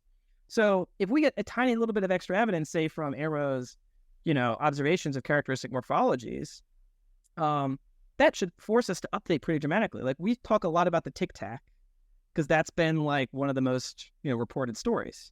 That makes everyone think the Tic Tac is the characteristic morphology. And think about, well, who's driving the Tic Tac? What does it represent? What does that technology represent? Like, how fast is it moving? Was it docking with something, underwater, etc. Important story. But almost half of reports are these orbs. What are the orbs doing? Right? Like that's I want to know, right? And I think, we should take a hard look at these orbs. That seems what AARO is telling us. It's like literally in all of their iconography, it's all these orbs. Is that there's got to be reason behind that? Well, dude, I mean, that's what drove me. That's what drove me towards the subject. I had experiences with orbs, and so I can understand and I appreciate that there's a level of interest towards that, because that's something that I specifically would like some level of answers to. Yeah, as would I. I think most of the national security apparatus. Because one of the odd circumstances we find ourselves in is like a bit of cognitive dissonance, and maybe it's intentional, is there seems to be an effort to both move as far as and as fast as possible in like an official manner to create collection systems, analytic systems, formal bureaucratic reporting structures to try to solve this apparent national security issue, while at the same time they don't want anyone to really think it's being taken too seriously. Right. They don't really want to draw much attention to it. Right. Like, and that's an odd thing, right? Because it makes it like, I've had conversations with folks that are like national security journalists in the DC area where I live, and they're all on this sort of nice edge because they see the same indicators that I see. Like, why did the Schumer bill happen? What is this stuff happening inside AARO? What is this guy David Grush saying? But then they go, like, I can't go out and just like lean. Like, my editors are like, might be a little bit of smoke, wait till there's fire. So there's this kind of like, there's still this like hesitation to go that extra distance. The other challenge is that a lot of these reporters are, somewhat dependent on having access to those agencies for their normal job. And this topic is not something that those agencies, I think, for the most part, want to be aggressively reported on, to say the least. So it makes it hard to expect like traditional mechanisms of accountability to obtain in the national security reporting system. So it's important why, there's other directions of pressure put on, other both media and parts in the government to demonstrate this interest is there. Because otherwise, I think you can imagine a scenario where, AARO gets fully funded. They do all this stuff. It's really important. SSCI is really happy. They're getting fully briefed. They might even get all the Lockheed stuff moved around, or whoever owns this stuff. They might, all of those legacy issues resolved once and for all. Maybe even some people get arrested. They even get prosecuted, but nobody knows why. Nobody knows what's happened. And everyone moves on. Like that is a scenario you have to consider. The other countervailing potential is there's some other clock ticking that's driving this. It may not just be China technology anxiety. It may be exogenous to humanity, right? And that's out of their hands, and then they need to put things in place to prepare bureaucratic and cultural systems on a timeline that's out of their control. I mean, speaking back to what I was saying a while ago about hearing whispers on the breeze from people in intelligence circles, I mean, that's something that I've been told by people who are in the intelligence community. That's something Ross has been told. That's something a lot of people have been quietly told, is that there is some level of event. That's how it's been categorized to me, an event. And I don't know how I feel about that level of prophetic kind of proclamation about it. But ultimately, this phenomena, if it is a phenomena spectrum, which I think it likely is a spectrum, it holds the cards. It could come down anytime. It could make itself known instantly, So maybe there is a level of control that's completely outside of the government, and maybe some elements of the government know that and feel like they need to start preparing people. I mean, it's not just government. It's like you mentioned before, the Vatican Church. The Vatican's doing the same thing, preparing its flock, so to speak, for the idea that, hey, look, if there are other intelligences out there, they're brothers and sisters and children of God, just like you. So does someone know something? And we're just sitting here like a bunch of schmucks waiting for it to happen, you know? Yeah, and because I think, I try to be, again, you're trying to reason in a low information domain, which is always neat. Absolutely. But you try to do your best to at least, hopscotch on the more firm epistemic anchors as you drift off into the deeper waters. And one way to do that, at least on that particular issue, is, well, one, resist the temptation to think in like an apocalyptic manner, which is like usually the default is like, oh, there's the end of the world, because then we have a certain disposition to eschatological thinking in both religious as well as in other belief systems. And I think ufology is vulnerable to this, that there's some culminating event that will be the Lord of all of our labors and our wandering in the wilderness. I mean, it's a sci-fi revision of Judgment Day or something like that, you know. This will be the grand revelation in both maybe spiritual and epistemic terms. Yeah. And I just don't think, I mean, it could happen, but like my default is it's usually not like that. It's usually something important, but usually isn't the end of a story. It's usually just like a base transition to some other pattern, right? Like human society has gone through many of these quite dramatic, we call like inflection points or phase transitions or big historical events that there's a sort of a characteristic before and after, right? There's no like end. There's just a different regime of either social, political, cultural, technological understanding, awareness, capability. So this is going to be a new version of that, folks maybe in the know expect to maybe be a particularly disruptive one, right? But isn't like the end of whatever, right? And it just needs to be prudently postured and prepared for, right? Like if you knew that 9/11 was going to happen, you couldn't do anything about, right? Like you probably would do things differently, right? If you knew that coronavirus was coming, if you knew that a whole bunch of maybe highly disruptive events, were coming, and maybe they're outside of your control, like you would do your best, right, within your instruments of power, to try to prepare systems for that eventuality. And part of my thing is like if that's the case, I don't know. I don't know what they know, but I think they're maybe doing a bad job, right? I don't think the people necessarily in charge of the secret, if that's what they are experts in all these different complicated domains and are really good at protecting secrets, probably really good at counterintelligence, maybe good engineers, project managers, secret keepers. Are they good sociologists, economists, market stability, analysts, geopolitical practitioners, human psychology, sociology. Which is why the conversation needs to be opened up, because not every situation could be handled by one type of personality. Yeah, and you can easily imagine there's a certain. I mean, I've dealt with some of these people who've lived in the hermit kingdom, as you might call it, right? And they spend their entire lives cocooned in the shell of secrecy, and it tends to psychologically separate you from the wider society. It gives you a superiority, a sense of that things that other people don't know. And then also you're in a position of like paternalistic benevolence, that I'm doing this on your behalf. It's been right. You poor children. You have no idea how the world works. And that extends across lots of different domains. Apparatus of official secrecy. I can imagine it being hypercharged if you were granted access to this secret, which would be the most consequential of all. And you could easily convince yourself that other people aren't ready for it. I'm special, so I am the one who needs to know this, and I'm here. I'm knighted by some, maybe even divine providence to be in this position. I think there's some people who believe that there's reason why they're in charge of this secret, and they're supposed to guide the rest of us. I don't know. My lesson is that humanity, most people aren't special. So, you're probably not smarter or more psychologically stable than the average person. I mean, yeah, it is what it is. But I do suspect that might be part of what's going on. Yeah.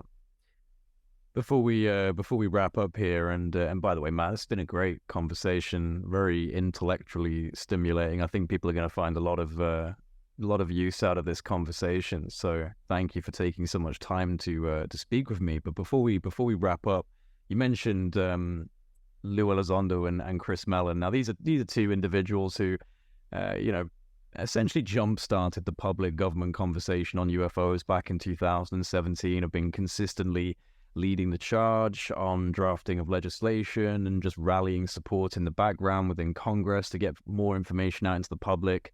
Why do you think these two have been absent from congressional hearings? I think I speak for a lot of us when I say I'd be really interested in seeing these guys under oath talking about what they know in a congressional setting. So despite all of the steamrolling of the process we've seen over the last few years, why do you think they're not coming out on the congressional front? It is very odd, right? Given how they've been from the beginning, that they haven't had the chance to officially disgorge their knowledge, and either they might have given secret testimony, we wouldn't know about it. But yes, I think for all of the podcasts Lou has done, right? Like, exactly, has been a shortage of opportunities to do that, in front of an official body. I don't know. I mean, there was the rumor that there'd be more potential witnesses at the House Oversight Committee, up to 6. Lou was in D.C. at the time, was seen in the halls of Congress. Maybe something happened to pull him back from that. I know, I don't know. It's entire speculation. If I had to suspect, at least Christopher Mellon is a guy who I think prefers to be behind the scenes. I don't think wants to be the one. No. I think he prefers to be the one doing meetings with the staffers, giving them the roadmap, helping them, sear through, and then, introducing, high fidelity witnesses to them. Lou might be a special case, right? Because Lou is also, he has a lot of personal, issues tied up with this whole process, right? He's got probably different investigations going on and potential reprisals against him from the 2017 era. He's got his book coming out this fall, so maybe his publishers were like, wait, it's like don't jump the horse. Tell you what, I hope that's not true. I don't know, man. I mean, when you get to this is the change. I don't impugn anyone's motives here, but $8 billion. You left a pretty, solid government career, and the CTSA thing didn't work out as much as they planned. Doing UFO podcast circuit does not pay the bills, right? I don't begrudge him writing this book and trying to use it as much as he can to, keep his rent checks paid. But it could be a matter of timing, right? It seemed that, there's been the official movement on the NDAA side of things, every year. That's usually where a lot of the energy, I think, is for all the jibber jabber you can have in a congressional, testimony. At the end of the day, it's a 24-hour news cycle, and then people forget it, right? What endures is what passes in law. It's what the government is constrained to abide, and that is much more strategically important. So if I'm, trying to optimize my political strategy here, you have to calibrate how much you do in the public. And you have to think congressional open testimony is really about public signaling, fundamentally, right? It's about bringing public awareness on a particular issue, having that motivate news attention and then ultimate civic pressure on legislators. If that's the means to the end, you can have another means to that end, which is just go meet with those legislators, tell them the things that they need to know, so they write into that bill the things you want them to write into that bill. So if the measure of success is, we get things like the Schumer bill, we get things like this, the Rubio and Gillibrand amendments. Well, I mean, that's ultimately the end game here, right? Isn't the spectacle of someone saying something under oath that I go, aha, see, Uncle, Joe, I told you, look at this guy, he said it, here's the YouTube clip. That gives you kind of the emotional gratification if that's what you want. If you're thinking a longer game, you need to get statutes, codified that the government can't, and that these programs can't wriggle out from. And it seems like if that's my measure of success for this, larger political activity, then it seems to be going very well, right? The progression from 2022, 2023, 2024 NDAs has been dramatic, I think, in terms of the scale, scope, and intensity of the legislative, attention and pressure on the government to respond on this topic. And so it's a matter of keeping that momentum going. So I see this as just all means to that end. Whether Christopher Mellon or Elizondo's testimony supports that trajectory, whether it's better behind the scenes or in public view, I don't know. I'm not the master strategist here. I'm not talking with the NSSCI, staffers who are hearing from a lot of competing interests, right? It isn't just Christopher Mellon meeting with, those professional staff members. It is a whole bunch of Lockheed lobbyists. It's a whole bunch of other people. And that's a high pressure job. And they got a lot of other stuff on their plate. So you have to be pretty discerning in how you approach those interactions and the political strategy. As far as I can tell, whatever they've been doing has sort of worked up until now. So I don't really feel like I'm in a position to armchair quarterback this whole thing and judge from the cheap seats. So far so good, and I don't know. It's a longer game. I have patience here, but I think the public has a right to tell their legislators, this isn't enough. And so if that's your belief, I would go for it. We've got a long way to go, but we've made steps, we've made headway, and it's exciting. It's exciting to see the process, and it's interesting to navigate it, to try and understand it. It's an incredible topic. It does deserve real serious scrutiny. It's good to see people like yourself who are clearly intellectual and very professionally driven, who want to see answers on this and want to try and alleviate a bit of that stigma in the professional sector. I've had a great time with you, man. It's been really good. Really good. Hope you've had a good time. Yeah, man. I think we covered quite a bit of territory. So happy to chat again. But this is great. Oh, absolutely. Yeah, I think it'd be really good to get you back. I think there's going to be a lot of positive feedback from this. So thank you so much for spending so much time with me. I think we've crossed over the 2-hour threshold at this point. Slight delay to the beginning of it, but I think we're over 2 hours now. Yeah, I'll let you know. Dario Justo says hi. Oh, Dario, yeah, what's up, man? I love that guy. I'm not like close friends, but we have different acquaintances, and I let him know that I was going on. He said he had some beers with you.